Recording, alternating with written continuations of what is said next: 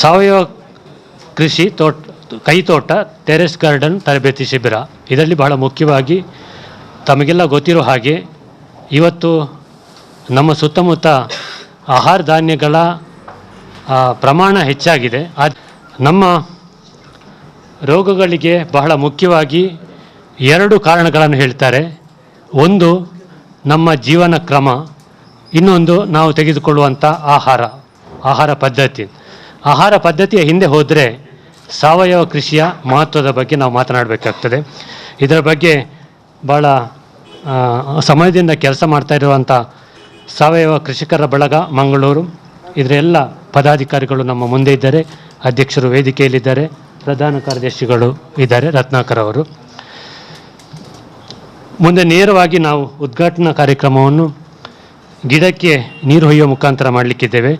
ಜಿಲ್ಲಾ ಕಾರ್ಯನಿರತ ಪತ್ರಕರ್ತರ ಸಂಘ ಹಾಗೆ ಮಂಗಳೂರು ಪ್ರೆಸ್ ಕ್ಲಬ್ ಮತ್ತು ಪತ್ರಿಕಾ ಭವನ ಟ್ರಸ್ಟ್ ಸಹಭಾಗಿತ್ವದಲ್ಲಿ ಇವತ್ತು ನಾವು ಪತ್ರಕರ್ತರಿಗೆ ಮತ್ತು ಪತ್ರಕರ್ತರ ಕುಟುಂಬದವರಿಗೆ ಮತ್ತು ಸಾರ್ವಜನಿಕರಿಗೆ ಒಂದು ಕೈತೋಟದ ಕ್ರಾಂತಿ ಎಂಬ ವಿಷಯದ ಕುರಿತು ಒಂದು ಕಾರ್ಯಾಗಾರವನ್ನು ಹಮ್ಮಿಕೊಂಡಿದ್ದೇವೆ. ಸುಮಾರು 2 ಗಂಟೆಗಳ ಕಾಲ ಈ ಕಾರ್ಯಾಗಾರ ನಡೀಲಿಕ್ಕಿದೆ. ಈ ಒಂದು ಕಾರ್ಯಾಗಾರದ ಉದ್ಘಾಟನೆಗೆ ನಾವು ದಕ್ಷಿಣ ಕನ್ನಡ ಜಿಲ್ಲಾ ಪಂಚಾಯತ್ ಮುಖ್ಯ ಕಾರ್ಯನಿರ್ವಹಣಾಧಿಕಾರಿಗಳಾಗಿರುವ ಡಾಕ್ಟರ್ ಕುಮಾರ ಅವರನ್ನು ಕೇಳಿಕೊಂಡಾಗ ಅವರು ತಕ್ಷಣವೇ ಒಪ್ಪಿಕೊಂಡು ಇವತ್ತು ಅವರು ಆರೋಗ್ಯದ ಸ್ವಲ್ಪ ಸಮಸ್ಯೆ ಇದ್ದರೂ ಕೂಡ ನಾನು ಹೇಳಿದ ಖಂಡಿತವಾಗಿ ಸರ್ ನಿಮ್ಮ ಕೈಯಿಂದಲೇ ಇದಕ್ಕೆ ಒಂದು ಚಾಲನೆ ಸಿಗಬೇಕು, ಯಾಕಂದರೆ ಇದೊಂದು ಸಾವಯವ ಒಂದು ಕ್ರಾಂತಿ ಇವತ್ತು ನಮ್ಮಲ್ಲಿ ನಡಿಬೇಕು. ಈ ಹಿನ್ನೆಲೆಯಲ್ಲಿ ನಿಮ್ಮ ಕೈಯಿಂದ ಇದನ್ನು ಉದ್ಘಾಟನೆ ಮಾಡಬೇಕಂತ ಹೇಳುವಾಗ ಅವರು ಅದನ್ನು ಒಪ್ಪಿಕೊಂಡು ಇವತ್ತು ಆ ಕಾರ್ಯಕ್ರಮಕ್ಕೆ ಬಂದಿದ್ದಾರೆ. ಡಾಕ್ಟರ್ ಕುಮಾರ್ ಅವರ ಬಗ್ಗೆ ನಾವು ಹೇಳಲೇಬೇಕಂತಿಲ್ಲ. ಎಲ್ರಿಗೂ ಕೂಡ ಡಾಕ್ಟರ್ ಕುಮಾರ್ ಅವರು ಈ ಹಿಂದೆ ನಮ್ಮ ಜಿಲ್ಲೆಯ ಅಪರ ಜಿಲ್ಲಾಧಿಕಾರಿಯಾಗಿ ಬಹಳಷ್ಟು ಉತ್ತಮ ಕೆಲಸವನ್ನು ಮಾಡಿದವರು.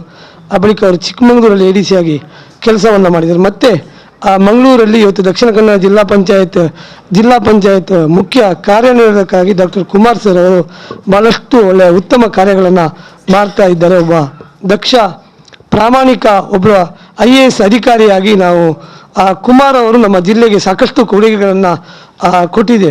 ಈಗಾಗಲೇ ನಾವು ನೋಡಿದ್ದೇವೆ ಅವರ ಪುಸ್ತಕದ ಗೂಡು ಎಂಬ ಒಂದು ಕನಸಿನ ಯೋಜನೆ ಇವತ್ತು ರಾಷ್ಟ್ರ ಮಟ್ಟದಲ್ಲಿ ಒಂದು ಖ್ಯಾತಿಯನ್ನು ಪಡೆದುಕೊಂಡು ಕೇಂದ್ರ ಸರ್ಕಾರ ಅದಕ್ಕೆ ಒಂದು ರಾಷ್ಟ್ರೀಯ ಪ್ರಶಸ್ತಿಯನ್ನು ಕೂಡ ಜಿಲ್ಲಾ ಪಂಚಾಯತಿಗೆ CO ಅವರಿಗೆ ಇತ್ತೀಚೆಗೆ ಪ್ರದಾನವನ್ನು ಮಾಡಿದೆ. ಅಂತಹ ಓರ್ವ ಪ್ರಾಮಾಣಿಕ ದಕ್ಷ ಅಧಿಕಾರಿ ಡಾಕ್ಟರ್ ಕುಮಾರ್ ಅವರು ಇವತ್ತು ನಮ್ಮೊಟ್ಟಿಗಿದ್ದಾರೆ.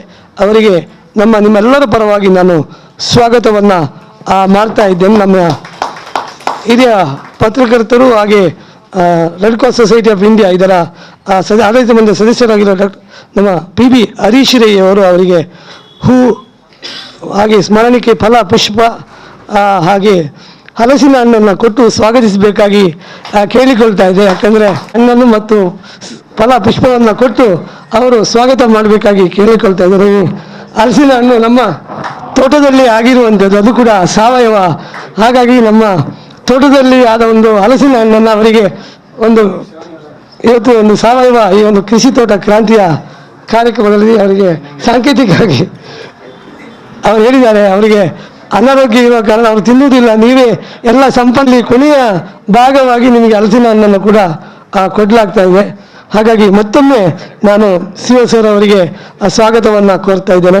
ಅದರೊಟ್ಟಿಗೆ ನಮ್ಮ ಒಂದು ಕಾರ್ಯಕ್ರಮಕ್ಕೆ ತೋಟಗಾರಿಕಾ ಇಲಾಖೆಯ ಉಪನಿರ್ದೇಶಕರಾಗಿರುವ HR ನಾಯಕ್ ಅವರು ಆಗಮಿಸಬೇಕು. ಇನ್ನು ಕೆಲವೇ ಸಮಯದಲ್ಲಿ ಅವರು ನಮ್ಮನ್ನು ಸೇರಿಕೊಳ್ಳಲಿಕ್ಕಿದ್ದಾರೆ. ಅದರೊಟ್ಟಿಗೆ ನಮ್ಮ ಸಾವಯವ ಕೃಷಿಕ ಗ್ರಾಹಕರ ಬಳಗದ ಅಧ್ಯಕ್ಷರಾಗಿರುವ GM ಪ್ರಸಾದ್ ಅವರು ವೇದಿಕೆಯಲ್ಲಿದ್ದಾರೆ. ಅವರನ್ನು ಕೂಡ ಸ್ವಾಗತ ಮಾಡ್ತಾ ಇದ್ದೇವೆ. ಅವರ ಈ ಒಂದು ಸಾವಯವ ಒಂದು ಕೃಷಿ ಕ್ರಾಂತಿ ಇವತ್ತೇನು ನಡೀತಾ ಇದೆ, ಕಳೆದ 2-3 ತಿಂಗಳಿಂದ ಇದು ಭಾಳಷ್ಟು ಒಂದು ನಗರದಲ್ಲಿ ಭಾಳಷ್ಟು ಒಂದು ಹೆಸರು ಪ್ರಸಿದ್ಧಿಯನ್ನು ಕೂಡ ಪಡೆದುಕೊಳ್ತಾ ಇದೆ. ಅವರ ತಂಡ ಭಾಳಷ್ಟು ಉತ್ತಮವಾಗಿ ಈ ಒಂದು ಒಂದು ಕ್ರಾಂತಿಯ ಬಗ್ಗೆ ಭಾಳಷ್ಟು ಕೆಲಸವನ್ನು ಮಾಡ್ತಾ ಇದೆ. ಅವರಿಗೆ ಕೂಡ ನಾನು ಸ್ವಾಗತವನ್ನು ಮಾಡ್ತೇನೆ. ಅವರಿಗೆ ನಮ್ಮ ಸಂಘದ ಉಪಾಧ್ಯಕ್ಷರಾಗಿರೋ ಭಾಸ್ಕರ್ ರೈಕಟ್ ಅವರು ಫಲ ಪುಷ್ಪವನ್ನು ಕೊಟ್ಟು ಸ್ವಾಗತಿಸಬೇಕಾಗಿ ಕೇಳಿಕೊಳ್ತಾ ಇದ್ದೇನೆ. ಸಾವಯವ ಕೃಷಿಕ ಗ್ರಾಹಕ ಬಳಗದ ಪ್ರಧಾನ ಕಾರ್ಯದರ್ಶಿಯಾಗಿರುವ ರತ್ನಾಕರ್ ಅವರಿದ್ದಾರೆ.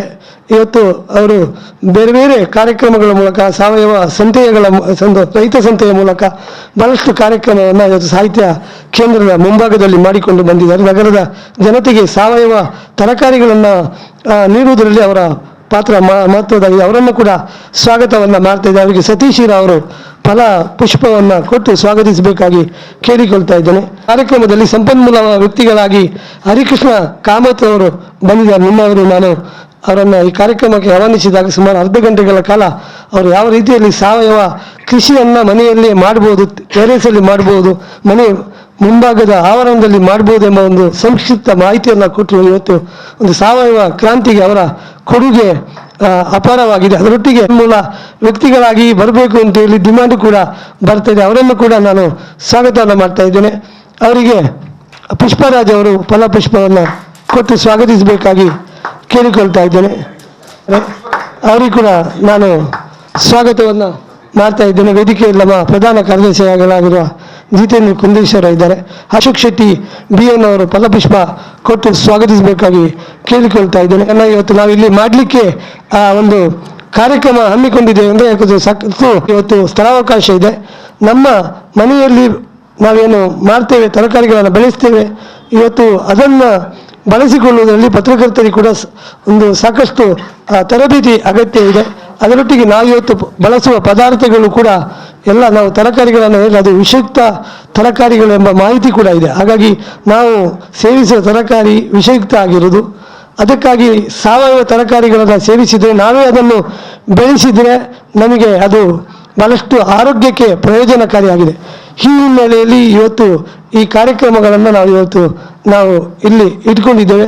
ನಮಗೆ ನಮ್ಮ ಪತ್ರಕರ್ತರಾದ ಸುಶೀಲೇಂದ್ರ ಕುಡಪಾಡಿಯವರು ಈ ಒಂದು ಕಾರ್ಯಕ್ರಮವನ್ನು ಮಾಡಿದರೆ ಉತ್ತಮ ಎಂಬ ಸಲಹೆ ಕೊಟ್ಟ ಮೇರೆಗೆ ನಾವು ಈ ಕಾರ್ಯಕ್ರಮವನ್ನು ನಾವಿಲ್ಲಿ ಹಮ್ಮಿಕೊಂಡಿದ್ದೇವೆ. ಅದರೊಟ್ಟಿಗೆ ನಾವು ತೋಟಗಾರಿಕೆ ಇಲಾಖೆ ಮತ್ತು ಪಶುಸಂಗೋಪನಾ ಇಲಾಖೆಯ ಒಟ್ಟಿಗೆ ಮುಂದಿನ ತಿಂಗಳು ಅವರ ಸಹಭಾಗಿತ್ವದಲ್ಲಿ ಕೂಡ ಪತ್ರಕರ್ತರಿಗೆ ಸ್ವಉದ್ಯೋಗ ಒಂದು ಮಾಹಿತಿ ಕಾರ್ಯಾಗಾರವನ್ನು ಕೂಡ ಮುಂದಿನ ತಿಂಗಳು ನಾವು ಬಂಟ್ವಾಳದಲ್ಲಿ ಹಮ್ಮಿಕೊಳ್ಳಲಿಕ್ಕಿದ್ದೇವೆ. ಪತ್ರಕರ್ತರಿಗೆ ಬೇರೆ ಬೇರೆ ಜೇನು ಸಾಗಣೆ, ಇವತ್ತು ಹೈನುಗಾರಿಕೆ, ಬೇರೆ ಬೇರೆ ಒಂದು ಸ್ವಉದ್ಯೋಗ ಮಾಹಿತಿ ಕಾರ್ಯಕ್ರಮಗಳನ್ನು ಕೂಡ ಮುಂದಿನ ತಿಂಗಳು ನಾವು ಮಾಡಲಿಕ್ಕಿದ್ದೇವೆ. ಬಂದಂಥ ಎಲ್ಲ ಇವತ್ತು ಶಿಬಿರಾರ್ಥಿಗಳಿಗೆ, ಪತ್ರಕರ್ತರಿಗೆ, ಪತ್ರಕರ್ತರ ಕುಟುಂಬದವರಿಗೆ, ಬೇರೆ ಬೇರೆ ಸಾರ್ವಜನಿಕರು ಕೂಡ ಈ ಕಾರ್ಯಕ್ರಮಕ್ಕೆ ಆಗಮಿಸಿದ್ದಾರೆ. ಮತ್ತೊಮ್ಮೆ ಎಲ್ಲರಿಗೂ ಕೂಡ ನಾನು ಸ್ವಾಗತವನ್ನು ಮಾಡ್ತಾ ಇದ್ದೇನೆ. ಕಾರ್ಯಕ್ರಮವನ್ನು ಸಾಂಕೇತಿಕವಾಗಿ ಗಿಡ ನೆಡುವ ಮುಖಾಂತರ CEO ಅವರು ಉದ್ಘಾಟಿಸಬೇಕು ಅಂತ ಕೇಳ್ಕೊಳ್ತಾ ಇದ್ದಾರೆ.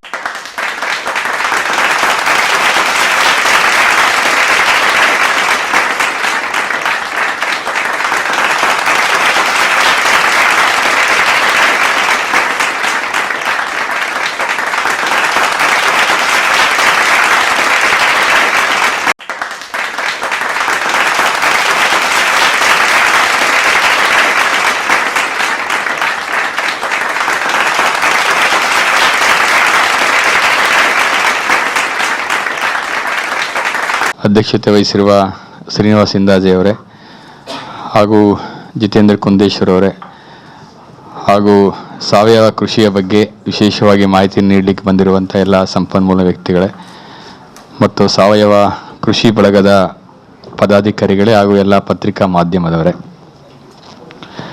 ಭಾಳ ಉಪಯುಕ್ತವಾಗಿರುವಂಥ ಕಾರ್ಯಕ್ರಮ ಅಂತ ನಾನು ಭಾವಿಸ್ಕೊಂಡಿದ್ದೇನೆ. ಶ್ರೀನಿವಾಸ್ ಇಂದಾಜೆ ಅವರು ನಿನ್ನೆ ನನಗೆ ದೂರವಾಣಿ ಕರೆ ಮಾಡಿ ಈ ಥರ ಒಂದು ಒಳ್ಳೆಯ ಕಾರ್ಯಕ್ರಮವನ್ನು ಮಾಡ್ತಾ ಇದ್ದೇವೆ ಅಂತ ಅವರು ನಮಗೆ ತಿಳಿಸಿದರು. ಅವ್ರು ಹೇಳ್ದಂಗೆ ನನಗೆ ಸ್ವಲ್ಪ ಅನಾರೋಗ್ಯ, ನಿನ್ನೆಯಿಂದ ಸ್ವಲ್ಪ ಥ್ರೋಟ್ ಇನ್ಫೆಕ್ಷನ್ ಆಗಿ ಕಾಫ್ ಇನ್ನೆಲ್ಲ ಬರೋದಿಲ್ಲ, ನೀವು ಮಾಡಿ ಅಂತ ಶ್ರೀನಿವಾಸ್ ಇಂದಾಜೆ ಅವರಿಗೆ ಹೇಳಿದೆ. ಅವರು ಬಂದು ಒಂದು 5 ನಿಮಿಷ ತಾವು ಉದ್ಘಾಟನೆ ಮಾಡಬೇಕು ಅಂತ ಕೇಳಿಕೊಂಡ್ರು. ಮತ್ತೀಗ ತಿನ್ನಕ್ಕಾಗಲ್ಲ ಅಂತ ಗೊತ್ತಿದ್ರು ಒಂದು ಅಳಸನನ್ನು ಕೊಟ್ಟಿದ್ದಾರೆ ನಮಗೆ. ಅದಕ್ಕೆ ಹೇಳಿದೆ, ನೀವು ಹುಷಾರಿಲ್ಲ, ನನಗೆ ಕಾಫಿ ಇದೆ, ಅಳಸನನ್ನು ತಿನ್ಲಿಕ್ಕಾಗಲ್ಲ, ನೀವು ಈಗ ಕೊಡ್ತಾ ಇದ್ದೇವೆ ಸರ್, ಹಂಗೆ ಇಸ್ಕೊಳ್ಳಿ ಸರ್, ಮುಟ್ಟಿ ನಾವು ಅದನ್ನೇ ಕಟ್ ಮಾಡಿ ಎಲ್ರಿಗೂ ಕೊಡ್ತೀವಿ ಅಂದರು. ಸೊ ನಾನೇ ಹೇಳಿದೆ, ಬೇಡ ನನಗೆ ಈಗ ತಿನ್ಲಿಕ್ಕಾಗಲ್ಲ, ನೀವು ಇನ್ನೊಮ್ಮೆ ಕಳಿಸ್ಕೊಡಿ ಅಂತ.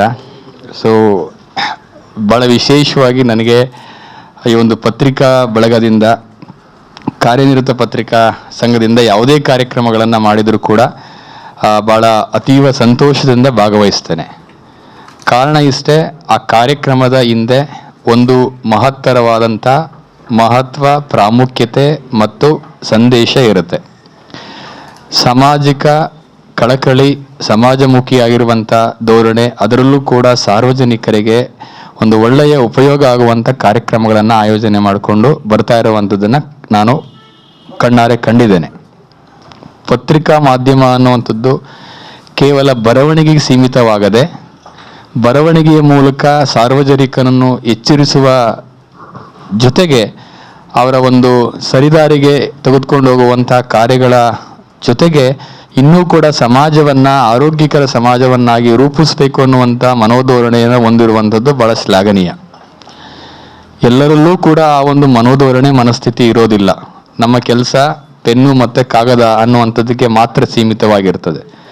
ಅದನ್ನು ಹೊರತಾಗಿ ಪೆನ್ನು ಮತ್ತು ಕಾಗದದ ಹೊರತಾಗಿ ಹೊರ ಜಗತ್ತಿಗೆ ಬಂದು ಸಮಾಜವನ್ನು ಪೆನ್ನು ಮತ್ತು ಕಾಗದದ ಹೊರತಾಗಿಯೂ ಕೂಡ ನಾವು ಆರೋಗ್ಯಕರ ಸಮಾಜವನ್ನು ರೂಪಿಸ್ಬೋದು, ಇಂಥ ಕಾರ್ಯಕ್ರಮಗಳನ್ನು ಮಾಡಿ ಅನ್ನುವಂಥದ್ದನ್ನು ಇಡೀ ನಾಡಿಗೆ ಮಂಗಳೂರು ಕಾರ್ಯನಿರತ ಪತ್ರಿಕಾ ಸಂಘದವರು ತಿಳಿಸಿಕೊಟ್ಟಿದ್ದೀರಾ. ಹಾಗಾಗಿ ನಾನು ಅಭಿನಂದನೆಗಳನ್ನು ಸಲ್ಲಿಸ್ತೇನೆ. ನಾನು ಆಗಲೇ ಹೇಳ್ದಂಗೆ ಪತ್ರಿಕಾ ಮಾಧ್ಯಮ ಅನ್ನುವಂಥದ್ದು ಒಂದು ಪ್ರಜಾಪ್ರಭುತ್ವದ ಒಂದು ಮಹತ್ತರವಾದಂಥ 4ನೇ ಅಂಗ. ಇವತ್ತು ನಾವೇನಾದರೂ ಒಂದು ಸಮಾಜವನ್ನು ಒಂದು ಸಮಷ್ಟಿ ರೂಪದಲ್ಲಿ ಒಂದು ಆರೋಗ್ಯಕರ ಸಮಾಜವನ್ನು ನಾವು ಕಾಣಬೇಕು ಅಂತ ಹೇಳಿದರೆ ಅದು ಪತ್ರಿಕಾ ಧರ್ಮ ಅಂತ ಏನು ಕರಿತೇವೆ, ಪತ್ರಿಕಾ ರಂಗ ಅಂತ ಏನು ಕರಿತೇವೆ, ಆ ಪತ್ರಿಕಾ ರಂಗ ಆರೋಗ್ಯಕರವಾಗಿರಬೇಕು.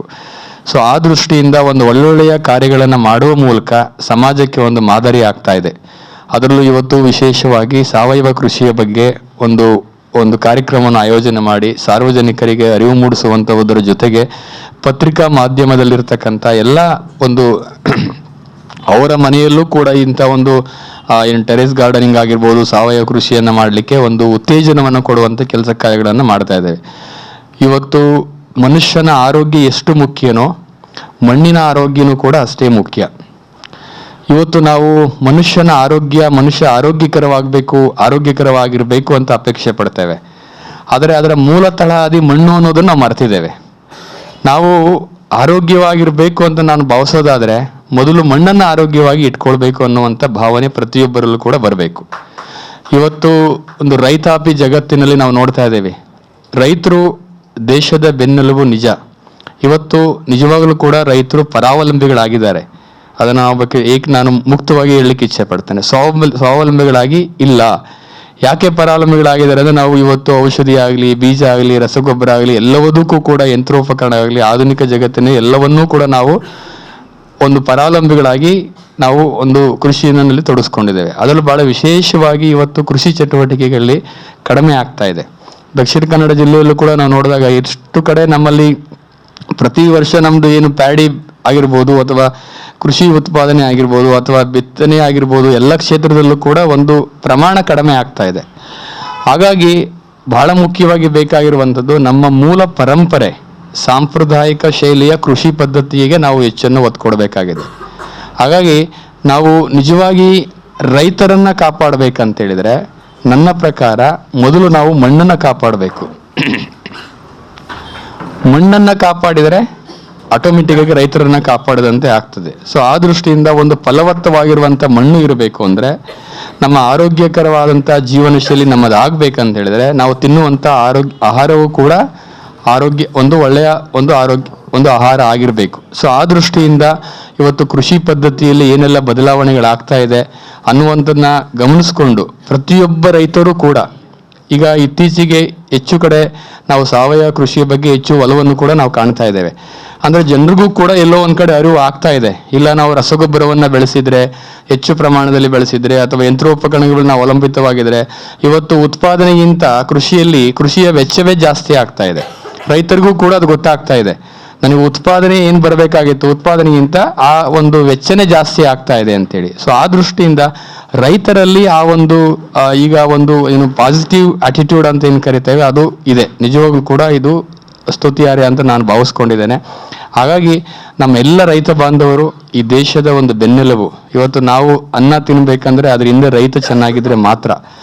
ರೈತರನ್ನ ಬಿಟ್ಟು ನಾವು ಬದುಕಲಿಕ್ಕೆ ಸಾಧ್ಯ ಇಲ್ಲ.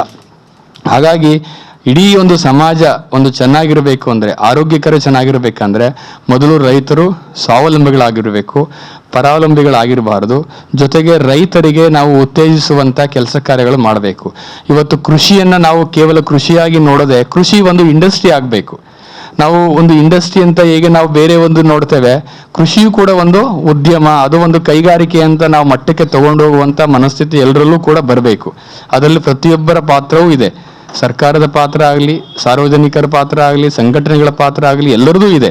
ಹಾಗಾಗಿ ರೈತರಿಗೆ ಏನಾಗ್ತದೆ ಅಂದರೆ ಅವರಿಗೆ ಸಕಾಲದಲ್ಲಿ ಸರಿಯಾದಂತಹ ಒಂದು ಮಾಹಿತಿಯ ಕೊರತೆ ಆಗಿರ್ಬೋದು, ಇನ್ಫಾರ್ಮೇಷನ್ ಕೊರತೆ ಆಗಿರ್ಬೋದು, ಅರಿವಿನ ಕೊರತೆ ಆಗಿರ್ಬೋದು. ಇಂಥ ಕೊರತೆಗಳ ಮೂಲಕ ರೈತರು ಬೇರೆ ಬೇರೆ ಈಗ ಏನು ಬೇರೆ ಗೊಬ್ಬರ ಹಾಕಿದ್ರೆ ಮಾತ್ರ ಬೇಗ ಬೆಳೆ ಬರುತ್ತೆ ಅಥವಾ ಹೆಚ್ಚು ಉತ್ಪಾದನೆ ಬರುತ್ತೆ ಅನ್ನುವಂಥ ಒಂದು ರಾಂಗ್ ಪರ್ಸೆಪ್ಷನ್ ಮೂಲಕ ಈ ರೀತಿ ಆಗ್ತಾ ಇದೆ. ಆ ದೃಷ್ಟಿಯಿಂದ ಸಾವಯವ ಕೃಷಿಯ ಬಗ್ಗೆ ಹೆಚ್ಚು ಒತ್ತನ್ನು ಕೊಡುವಂಥ ನಿಟ್ಟಿನಲ್ಲಿ ಕೆಲಸ ಕಾರ್ಯಗಳಾಗಬೇಕು.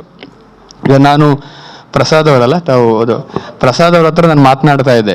ಅವರು ಒಳ್ಳೊಳ್ಳೆ ಕಾರ್ಯಕ್ರಮಗಳನ್ನು ಶಾಲೆಗಳಿಗೆ ಮತ್ತು ಎಲ್ಲ ಒಂದು ಮನೆಗಳಿಗೆ ಹೋಗಿ ಕಾರ್ಯಕ್ರಮಗಳನ್ನು ಮಾಡ್ತಾ ಇದ್ದಾರೆ. ನಾನು ಕೂಡ ಅವರಿಗೆ ರಿಕ್ವೆಸ್ಟ್ ಮಾಡಿದೆ, ನಮ್ಮ ಶಾಲೆಗಳಲ್ಲಿ ಸುಮಾರು ನಮ್ಮದು ಜಿಲ್ಲೆಯಲ್ಲಿ 1898 ಶಾಲೆಗಳು ನಮ್ಮ ದಕ್ಷಿಣ ಕನ್ನಡ ಜಿಲ್ಲೆಯಲ್ಲಿದೆ. ಅದರಲ್ಲಿ ಮಕ್ಕಳಲ್ಲಿ ನಾವು ಆ ಒಂದು ಬೀಜವನ್ನು ಬಿತ್ತಿದ್ರೆ, ಸಾವಯವ ಕೃಷಿಯ ಬಗ್ಗೆ ಒಂದು ಮಹತ್ವವನ್ನು ಮಕ್ಕಳಲ್ಲಿ ಬಿತ್ತಿದ್ರೆ, ಮಕ್ಕಳು ಈ ದೇಶದ ಮುಂದಿನ ಪ್ರಜೆಗಳು, ಭವಿಷ್ಯತ್ ಪ್ರಜೆಗಳು. ಅವರು ತಂದೆಯವರಿಗೆ, ಅವರ ರೈತರಿಗೆ, ಅವರ ಅಪ್ಪರಿಗೆ ಹೋಗಿ ಹೇಳ್ತಾರೆ. ಹಾಗಾಗಿ ಅಲ್ಲಿಂದ ಅದು ಪ್ರಾರಂಭ ಆಗಬೇಕು ಅನ್ನುವಂಥ ಉದ್ದೇಶವು ಕೂಡ ಒಂದು ಒಳ್ಳೆಯದು. ಹಾಗಾಗಿ ಈಗ ನಾವು ಕಳೆದ ವರ್ಷ ನಾವು ಪೌಷ್ಟಿಕ ಕೈತೋಟ ಅಂತ ಹೇಳಿ ನಮ್ಮ ಜಿಲ್ಲೆಯಲ್ಲಿ ಸುಮಾರು 67 ಅಕ್ಷರ ಕೈತೋಟ ಅಂತ ನಾವು ಅದನ್ನು ಹೆಸರನ್ನು ಚೇಂಜ್ ಮಾಡಿದ್ದೇವೆ. ಈಗ ಅಕ್ಷರ ಕೈತೋಟ ಅಂತ ಹೇಳಿ ಯಾವ ಯಾವ ಶಾಲೆಗಳಲ್ಲಿ ಕಾಂಪೌಂಡ್ ಇದೆ, ನೀರಿನ ವ್ಯವಸ್ಥೆ ಇದೆ, ಜಾಗ ಇದೆ, ಅಂಥ ಕಡೆ ಸುಮಾರು ಕಳೆದ 1 ವರ್ಷದಲ್ಲಿ ನಾವು 67 ಶಾಲೆಗಳಲ್ಲಿ ಅಕ್ಷರ ಕೈತೋಟವನ್ನು ಮಾಡಿದ್ದೇವೆ. ಈಗ ನಾವೊಂದು ಅಸೆಸ್ಮೆಂಟ್ ಮಾಡಿ ಎಲ್ಲೆಲ್ಲಿ ಅಂಗನವಾಡಿಗಳು ಅಥವಾ ಹಾಸ್ಟೆಲ್ಗಳು, ಶಾಲೆಗಳಲ್ಲಿ ಕಾಂಪೌಂಡ್ ವಾಲ್ ಇದ್ದು ಅಥವಾ ನೀರಿನ ಫೆಸಿಲಿಟಿ ಇದ್ರೆ ಅಂಥ ಕಡೆ ಕಡ್ಡಾಯವಾಗಿ ಅಕ್ಷರ ಕೈತೋಟವನ್ನು ಮಾಡಬೇಕು ಅಂತ ಸುತ್ತೋಲೆಯನ್ನು ಕೂಡ ನಾನು ಜಿಲ್ಲಾ ಪಂಚಾಯತಿಯಿಂದ ಕಳೆದ ಬಾರಿ ಕಳಿಸ್ಕೊಟ್ಟಿದ್ದೇನೆ. ಅದರಲ್ಲಿ ನಾನು ಅವರ ಹತ್ರ ರಿಕ್ವೆಸ್ಟ್ ಮಾಡೋದು ಅಂತ ಹೇಳಿದ್ರೆ, ಅಕ್ಷರ ಕೈತೋಟದ ಪರಿಕಲ್ಪನೆ ಏನಿದೆ ಅದರಲ್ಲಿ ಶೇಕಡ ಒಂದು 50ರಷ್ಟು ಸಾವಯವ ಏನು ಬೆಳೆಗಳು, ಸಾವಯವ ಒಂದು ಪೌಷ್ಟಿಕಾಂಶ ಇರತಕ್ಕಂಥ ಮತ್ತು ಸಾವಯವ ಹಣ್ಣುಗಳನ್ನು ಬೆಳೆಯುವಂಥ ರೀತಿಗಳನ್ನು ಒಂದು ನಮ್ಮ ಟೀಚರ್ಸ್ಗೆ ತರಬೇತಿಯನ್ನು ಕೊಡಿ ಅಂತ ನಾನು ಅವ್ರಿಗೆ ಕೇಳಿಕೊಂಡೆ. ಅವರು ಕೂಡ ಪ್ರತಿ ತಾಲೂಕಿಗೆ ನಾವು ಹೋಗಿ ಕೊಡ್ತೇವೆ ಸರ್, ನಿಮ್ಮ ಟೀಚರ್ಸ್ನ ಮತ್ತು SDMನ ಅಧ್ಯಕ್ಷರನ್ನ ಅದರಲ್ಲೂ ವಿಶೇಷವಾಗಿ ಕರೆದು ಕಳಿಸಿ ಅಂತ. ಈಗ ನಾವು ಬಂಟ್ವಾಳದಲ್ಲಿ ಮೊದಲನೇ ಹಂತದಲ್ಲಿ ಫಿಕ್ಸ್ ಮಾಡಿದ್ದೇವೆ.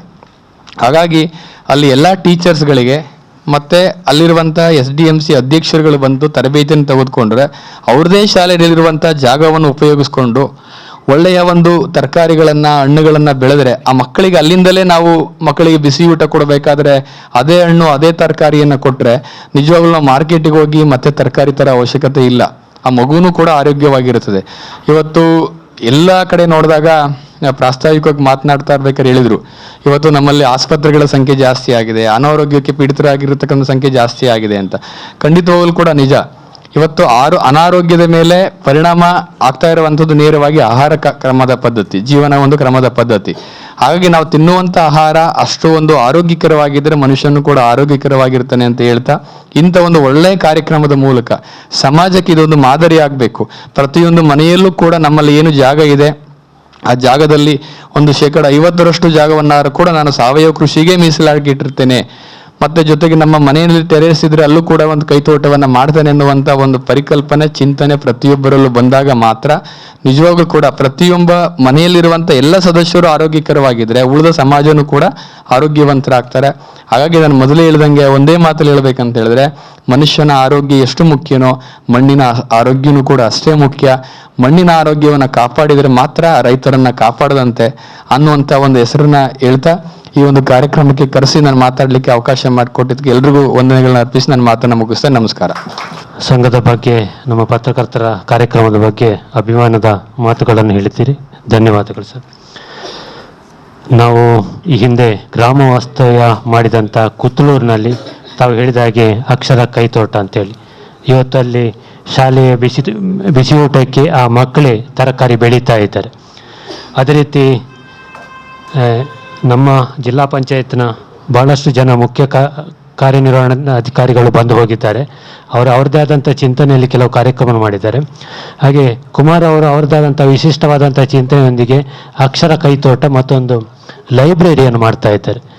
ಆ ಎರಡು ಕೆಲಸದಲ್ಲಿ ನಮಗೆ ಸಾಧ್ಯ ಇರುವಂಥ ಸಂದರ್ಭದಲ್ಲಿ ಬೇರೆ ಬೇರೆ ಕಡೆ ಅವ್ರ ಜೊತೆ ಸೇರಿಕೊಂಡಿದ್ದೇವೆ ನಮ್ಮ ಸಾಮಾಜಿಕ ಬಾಧ್ಯತೆಗಳ ಹಿನ್ನೆಲೆಯಲ್ಲಿ. ಸರ್, ಮುಂದೆ ಈಗಾಗಲೇ ನಮ್ಮ ಜೊತೆ HR ನಾಯ್ಕ್ ಅವರು ತೋಟಗಾರಿಕಾ ಇಲಾಖೆಯ ಉಪನಿರ್ದೇಶಕರು ಸೇರಿಕೊಂಡಿದ್ದಾರೆ.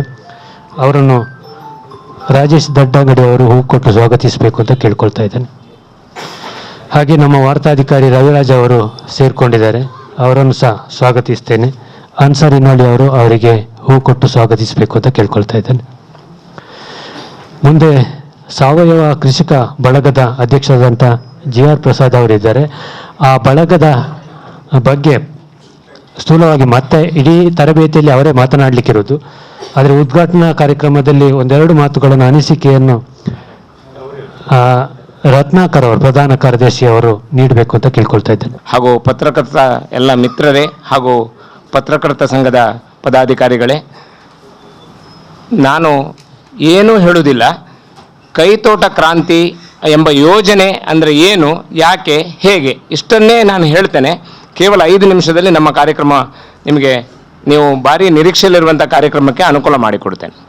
ಕೈತೋಟ ಕ್ರಾಂತಿ ಅಂತ ಹೇಳುವಂಥ ಯೋಜನೆ ಮುಂದಿನ 100 ಕಡೆಯಲ್ಲಿ ನಾವು ಹೀಗೆ ಮಾಡಬೇಕು ಅಂತ ಹೇಳುವಂಥ ಸಂಕಲ್ಪದೊಂದಿಗೆ ಹೋದ ವಾರದಲ್ಲಿ ಸುಮಾರು 70 ಜನರಿಗೆ ನಾವು ತರಬೇತಿಯನ್ನು ಕೊಡಬೇಕು ಅಂತೇಳಿ ನಮಗೆ ಹೆಸರು ನೋಂದಾವಣೆ ಆಗಿತ್ತು.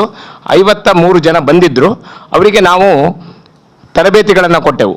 ಅವರು ಟೀಚರ್ ಆಗಿ ನಮ್ಮ ಜೊತೆಗಿದ್ದಾರೆ. ಈಗ ಸುಮಾರು ಒಂದು 20-22 ಜನ ತುಂಬ ಪಕ್ಕಾ ಟೀಚರ್ ಆಗಿ ಈ ಥರದ ಕಾರ್ಯಕ್ರಮಗಳನ್ನಿದ್ದರೆ ಅವರು ನಮಗೆ ತರಬೇತಿಗಳನ್ನು ಕೊಡಲಿಕ್ಕೆ ಸಿದ್ಧವಾಗಿದ್ದಾರೆ. ನಾನು ನಿಮ್ಮಲ್ಲಿ ಒಂದು ವಿನಂತಿ ಮಾಡ್ತಾ ಇದ್ದೇನೆ, ಪ್ರಾರ್ಥನೆ ಮಾಡ್ತಾ ಇದ್ದೇನೆ. ನಿಮ್ಮ ಮನೆ ವಿಷಮುಕ್ತ ಆಗಬೇಕು ಅಂತ ಹೇಳುವಂಥ ಸಂಕಲ್ಪದೊಂದಿಗೆ ಇಲ್ಲಿಂದ ಹೋಗಬೇಕು. ನೀವು ವಾಪಸ್ ಹೋಗ್ತಾ ನಮ್ಮ ಮನೆಯ ಅಡಿಗೆ ಮನೆ ವಿಷಮುಕ್ತ ಆಗಬೇಕು, ಅದಕ್ಕೆ ಬೇಕಾದಂಥ ಸಲಹೆಗಳನ್ನು, ಸೂಚನೆಗಳನ್ನು, ನಿಮಗೇನು ಸಹಾಯ ಬೇಕು ಅದನ್ನು ನಾವು ಮಾಡ್ತೇವೆ. ಹಣ ಅಂತೂ ಇಲ್ಲ, ಬಾಕಿ ಉಳಿದ ಎಲ್ಲ ಸಹಾಯವನ್ನು ನಾವು ಸಿದ್ಧವಾಗಿ ಮಾಡ್ತೇವೆ. ಈಗಾಗಲೇ ಪ್ರಾಕ್ಟಿಕಲ್ ಆಗಿ ನಾವು ಸಕ್ಸಸ್ ಆಗಿದ್ದೇವೆ. ಕಳೆದ 8 ವರ್ಷಗಳಿಂದ ಮಂಗಳೂರಿನಲ್ಲಿ ಸಾವಯವ ತರಕಾರಿ ಮತ್ತು ದಿನಸಿಗಳನ್ನು ಮಾರಾಟ ಮಾಡಿ ಸಾವಿರಾರು ಗ್ರಾಹಕರು ನಮ್ಮಲ್ಲಿಗೆ ಬರ್ತಾ ಇದ್ದಾರೆ. ನಮ್ಮ ಟೀಮ್ ಇದೆ, ಅದು ಸಾವಯವ ಪಕ್ಕ ಹೌದು ಅಂತ ಹೇಳುವಂಥ ಒಂದು ತನಿಖೆಯ ಗ್ರೂಪ್ ಇದೆ ನಮ್ಮ ಹತ್ರ. ಅದು ಹೋಗಿ ಅದು ಸಾವಯವ ಹೌದು ಅಂತ ಹೇಳುವಂಥದ್ದನ್ನು ನಾವು ನೋಡ್ತೇವೆ. ಸೊ ನಮ್ಮಲ್ಲಿ ತುಂಬ ಗ್ರಾಹಕರು ನಮ್ಮ ಜೊತೆ ನಮ್ಮ ಕೆಲಸವನ್ನು ಪ್ರೋತ್ಸಾಹ ಮಾಡಿ ಬೆಂಬಲಿಸಿದ್ದಾರೆ. ನಾವೇನೇನು ಸಾಧನೆ ಮಾಡಿದ್ದೇವೆ, ಇನ್ನು ಮುಂದೆ ಏನು ಮಾಡಲಿಕ್ಕಿದೆ ಅಂತ ಹೇಳುವುದನ್ನು ನಿಮಗೆ ಈಗಾಗಲೇ ಎಲ್ಲರಿಗೂ ಸಹ ಕೊಟ್ಟಿದ್ದೇವೆ. ನೀವು ಅದನ್ನು ಒಂದ್ಸರಿ ಮುಂದೆ ನೋಡಿ. ನಮ್ಮ ಜೊತೆ ನೀವು ಯಾವುದಕ್ಕೂ ಸಹ ಬರಬಹುದು. ನಮ್ಮ ಸಾವಯವ ಸಂತೆಗೆ ಬರ್ಬೋದು. ಕೈತೋಟ ಕ್ರಾಂತಿ ಅಂತ ಹೇಳುವಂಥ ಯೋಜನೆ ನಿಮಗೆ ಮಾಡಬೇಕಾದ್ರೆ, ನೀವು ನಿಮ್ಮ ಮನೆಯಲ್ಲಿ ಮಾಡಬೇಕಾದ್ರೆ ಮಿನಿಮಮ್ 10 ಜನ ಇದ್ದರೆ ಸಾಕು. ನಾವು ಬಂದು ಫ್ರೀ ಕ್ಲಾಸ್ ಕೊಡ್ತೇವೆ, ಹಣ ಕೊಡಲಿಕ್ಕಿಲ್ಲ. ಏನು ಅದರಲ್ಲಿ ಏನು ವಿಷಯ ಹೇಳ್ತೇವೆ ಅಂತ ಹೇಳಿದರೆ, ಸಣ್ಣ ಜಾಗದಲ್ಲಿ ತರಕಾರಿಯನ್ನು ಹೇಗೆ ಬೆಳೆಸೋದು, ಯಾಕೆ ಬೆಳೆಸೋದು, ನಾವು ವಿಷಮುಕ್ತ ಅಂತ ಹೇಳ್ತೇವೆ. ಮಾರುಕಟ್ಟೆಯಲ್ಲಿ ನಮಗೆ ಸಾವಯವ ಅಂತ ಹೇಳ್ತಾರೆ, ಆದರೆ ಸಾವಯವ ಅಂತ ಹೇಳುವಂಥದ್ದು ಗ್ಯಾರಂಟಿ ಇರುವುದಿಲ್ಲ. ಅದಕ್ಕೋಸ್ಕರ ನಮ್ಮ ಮನೆಯಲ್ಲಿ ನಾವೇ ಬೆಳೆದರೆ ನಮಗೆ ಗ್ಯಾರಂಟಿಯಿಂದ ನಾವು ತರಕಾರಿಯನ್ನು ಉಪಯೋಗಿಸ್ಬೋದು. ಎರಡನೇ ವಿಚಾರ ಏನಂದರೆ, ಇವತ್ತು ನಗರ ಬೆಳೀತಾ ಬರ್ತಿರುವಂಥ ಸಮಸ್ಯೆ ಏನಂದರೆ, ಪಕ್ಕದ ಕಾಂಪೌಂಡಿಂದ ಹೂ ಕದ್ದು ನಮ್ಮ ಮನೆಯ ದೇವರಿಗೆ ಇಡ್ತಾರೆ. ಇದು ತಪ್ಪಿಸ್ಬೇಕು. ಇದಕ್ಕೆ ಪರ್ಯಾಯ ಏನು? ನಾವು ನಮ್ಮ ಮನೆಯಲ್ಲಿ ನಮ್ಮ ಮನೆಯ ಹೂವಿನ ಗಿಡಗಳನ್ನೇ ಬೆಳೆಸೋದು ತೀರ್ಮಾನ ಮಾಡಿ. ನಿಮಗೆ ಬೇಕಾದಂಥ ತರಬೇತಿ, ಗಿಡ, ಗೊಬ್ಬರ, ಗೋಮೂತ್ರ ಏನು ಬೇಕು ಹೇಳಿ, ನಾವು ಅದನ್ನು ಎಲ್ಲವೂ ಒಟ್ಟಿಗೆ ಸೌಲಭ್ಯ ಸಹಿತ ಸಿಗುವ ಹಾಗೆ ಮುಂದಿನ ಆಗಸ್ಟ್ 20ರ ನಂತರ ನಮ್ಮ ಸಂತೆಯಲ್ಲಿ ನಾವು ಸಿಗುವ ಹಾಗೆ ಮಾಡ್ತೇವೆ. ಅದನ್ನು ಹರಿಕೃಷ್ಣ ಕಾಮತರು ನಿಮಗೆ ಹೇಳ್ತಾರೆ. ನಾನು ಎಲ್ಲ ಕಾರ್ಯಕ್ರಮದಲ್ಲೂ ಹೇಳ್ತೇನೆ. ಒಬ್ಬರು ಉಡುಪಿಯಲ್ಲಿ PWD ಇಂಜಿನಿಯರ್ ಒಬ್ಬರ ಮನೆಗೆ ಹೋಗಿದ್ದೆ. ಅವರ ಮನೆ ಎದುರಿಗೆ ದೊಡ್ಡ ಒಂದು ಈ ಖರ್ಜೂರದ ಮರವನ್ನು ನೆಟ್ಟಿದ್ರು. ಇಡೀ ಖರ್ಜೂರದ ಮರ ಅದು ಪ್ಲಾಸ್ಟಿಕ್ ಇದಾಗಿತ್ತು. ನನಗೆ ತುಂಬ ಆಶ್ಚರ್ಯ ಆಯಿತು. ಇಷ್ಟು ಶ್ರೀಮಂತಿಕೆ ಇದೆ, ಬೇರೆ ಯಾವುದೇ ಗಿಡ ಇಲ್ಲ, ಎಲ್ಲ ಮನೆಯೊಳಗೆ ಪ್ಲಾಸ್ಟಿಕ್ಕಿನ ಹೂವನ್ನು ನೆಟ್ಟಿದ್ರು. ನಾನು ಅವರ ಮನಸ್ಸಿಗೆ ವಿನಂತಿಯ ಬದಲಾವಣೆಗೆ ಒಂದು ವಿನಂತಿ ಮಾಡಿದೆ. ಈಗ ತಕ್ಷಣ 4 ದಾಸವಾಳದ ಗಿಡವನ್ನು ತಂದು ನೆಟ್ಟಿದ್ದಾರೆ. ಹೀಗೆ ದೊಡ್ಡ ಮನುಷ್ಯರಿಗೂ ಸಹ ಸಣ್ಣ ಆಲೋಚನೆ ಬರುವುದಿಲ್ಲ. ಇಂಥ ಒಂದು ಸಂದರ್ಭಗಳಲ್ಲಿ ನೀವು ಸಹ ನಿಮ್ಮ ಮನೆಯ ಅಕ್ಕಪಕ್ಕದಲ್ಲಿ ಬರುವಂಥ ಎಷ್ಟೋ ಆತ್ಮೀಯರಿಗೆ ಹೇಳಿ, ವಿನಂತಿ ಮಾಡಿ, ಸಾವಯವ ಅಂದರೆ ಏನು, ಸಾವಯವ ಯಾಕೆ, ನೀವೇ ಹೇಳುವಷ್ಟು ಶಕ್ತಿ ಈ ಕಾರ್ಯಕ್ರಮ ಮುಗಿದ ನಂತರ ನಿಮ್ಮ ಪ್ರತಿಯೊಬ್ಬರಲ್ಲೂ ಬರ್ತದೆ. ಇನ್ನೊಮ್ಮೆ ನಾನು ನಿಮ್ಮಲ್ಲಿ ವಿನಂತಿ ಮಾಡ್ತೇನೆ, ಕೊನೆ ವಿನಂತಿ ಏನಂದರೆ, ನೀವು 10 ಜನ ಸೇರುವುದಿದ್ರೆ ನಿಮಗೆ ಬಂದು ನಾವು ಫ್ರೀಯಾಗಿ ತರಬೇತಿ ಕೊಡ್ತೇವೆ. ಇವತ್ತು ಗೋವಿಂದಾಸ್ ಕಾಲೇಜಲ್ಲುಂಟು, ನಾಳೆ ನಮ್ಮ ಕಾರ್ಸ್ಟೇಟ್ ಕಾಲೇಜಲ್ಲುಂಟು. ಹೀಗೆ ಶಾಲಾ ಕಾಲೇಜುಗಳಲ್ಲಿ 100 ಬೇಡಿಕೆಗಳು ನಮಗೆ ಬರ್ತಾ ಇದೆ. ನಾವು ಅದನ್ನು ಮಾಡಬೇಕು ಅಂತ ಹೇಳುವಂಥ ಸಂಕಲ್ಪದಿಂದ ಹೊರಟಿದ್ದೇವೆ. ನೀವು ನಮ್ಮ ಜೊತೆ ಕೈ ಜೋಡಿಸಿ, ನಮಗೆ ಬೆನ್ನು ತಟ್ಟಿ ಪ್ರೋತ್ಸಾಹಿಸಿ, ಇಂಥ ಒಳ್ಳೆ ಕೆಲಸವನ್ನು 10 ಜನರಿಗೆ ಹೇಳಿ, ನಮಗೆ ಮುಂದಿನ 4-5 ತಿಂಗಳಲ್ಲಿ 100 ಕಡೆಯಲ್ಲಿ ನಾವು ಪ್ರಾಯೋಗಿಕವಾಗಿ ನಗರದಲ್ಲಿ ಮಾತ್ರ ಇದನ್ನು ಮಾಡ್ತೇವೆ.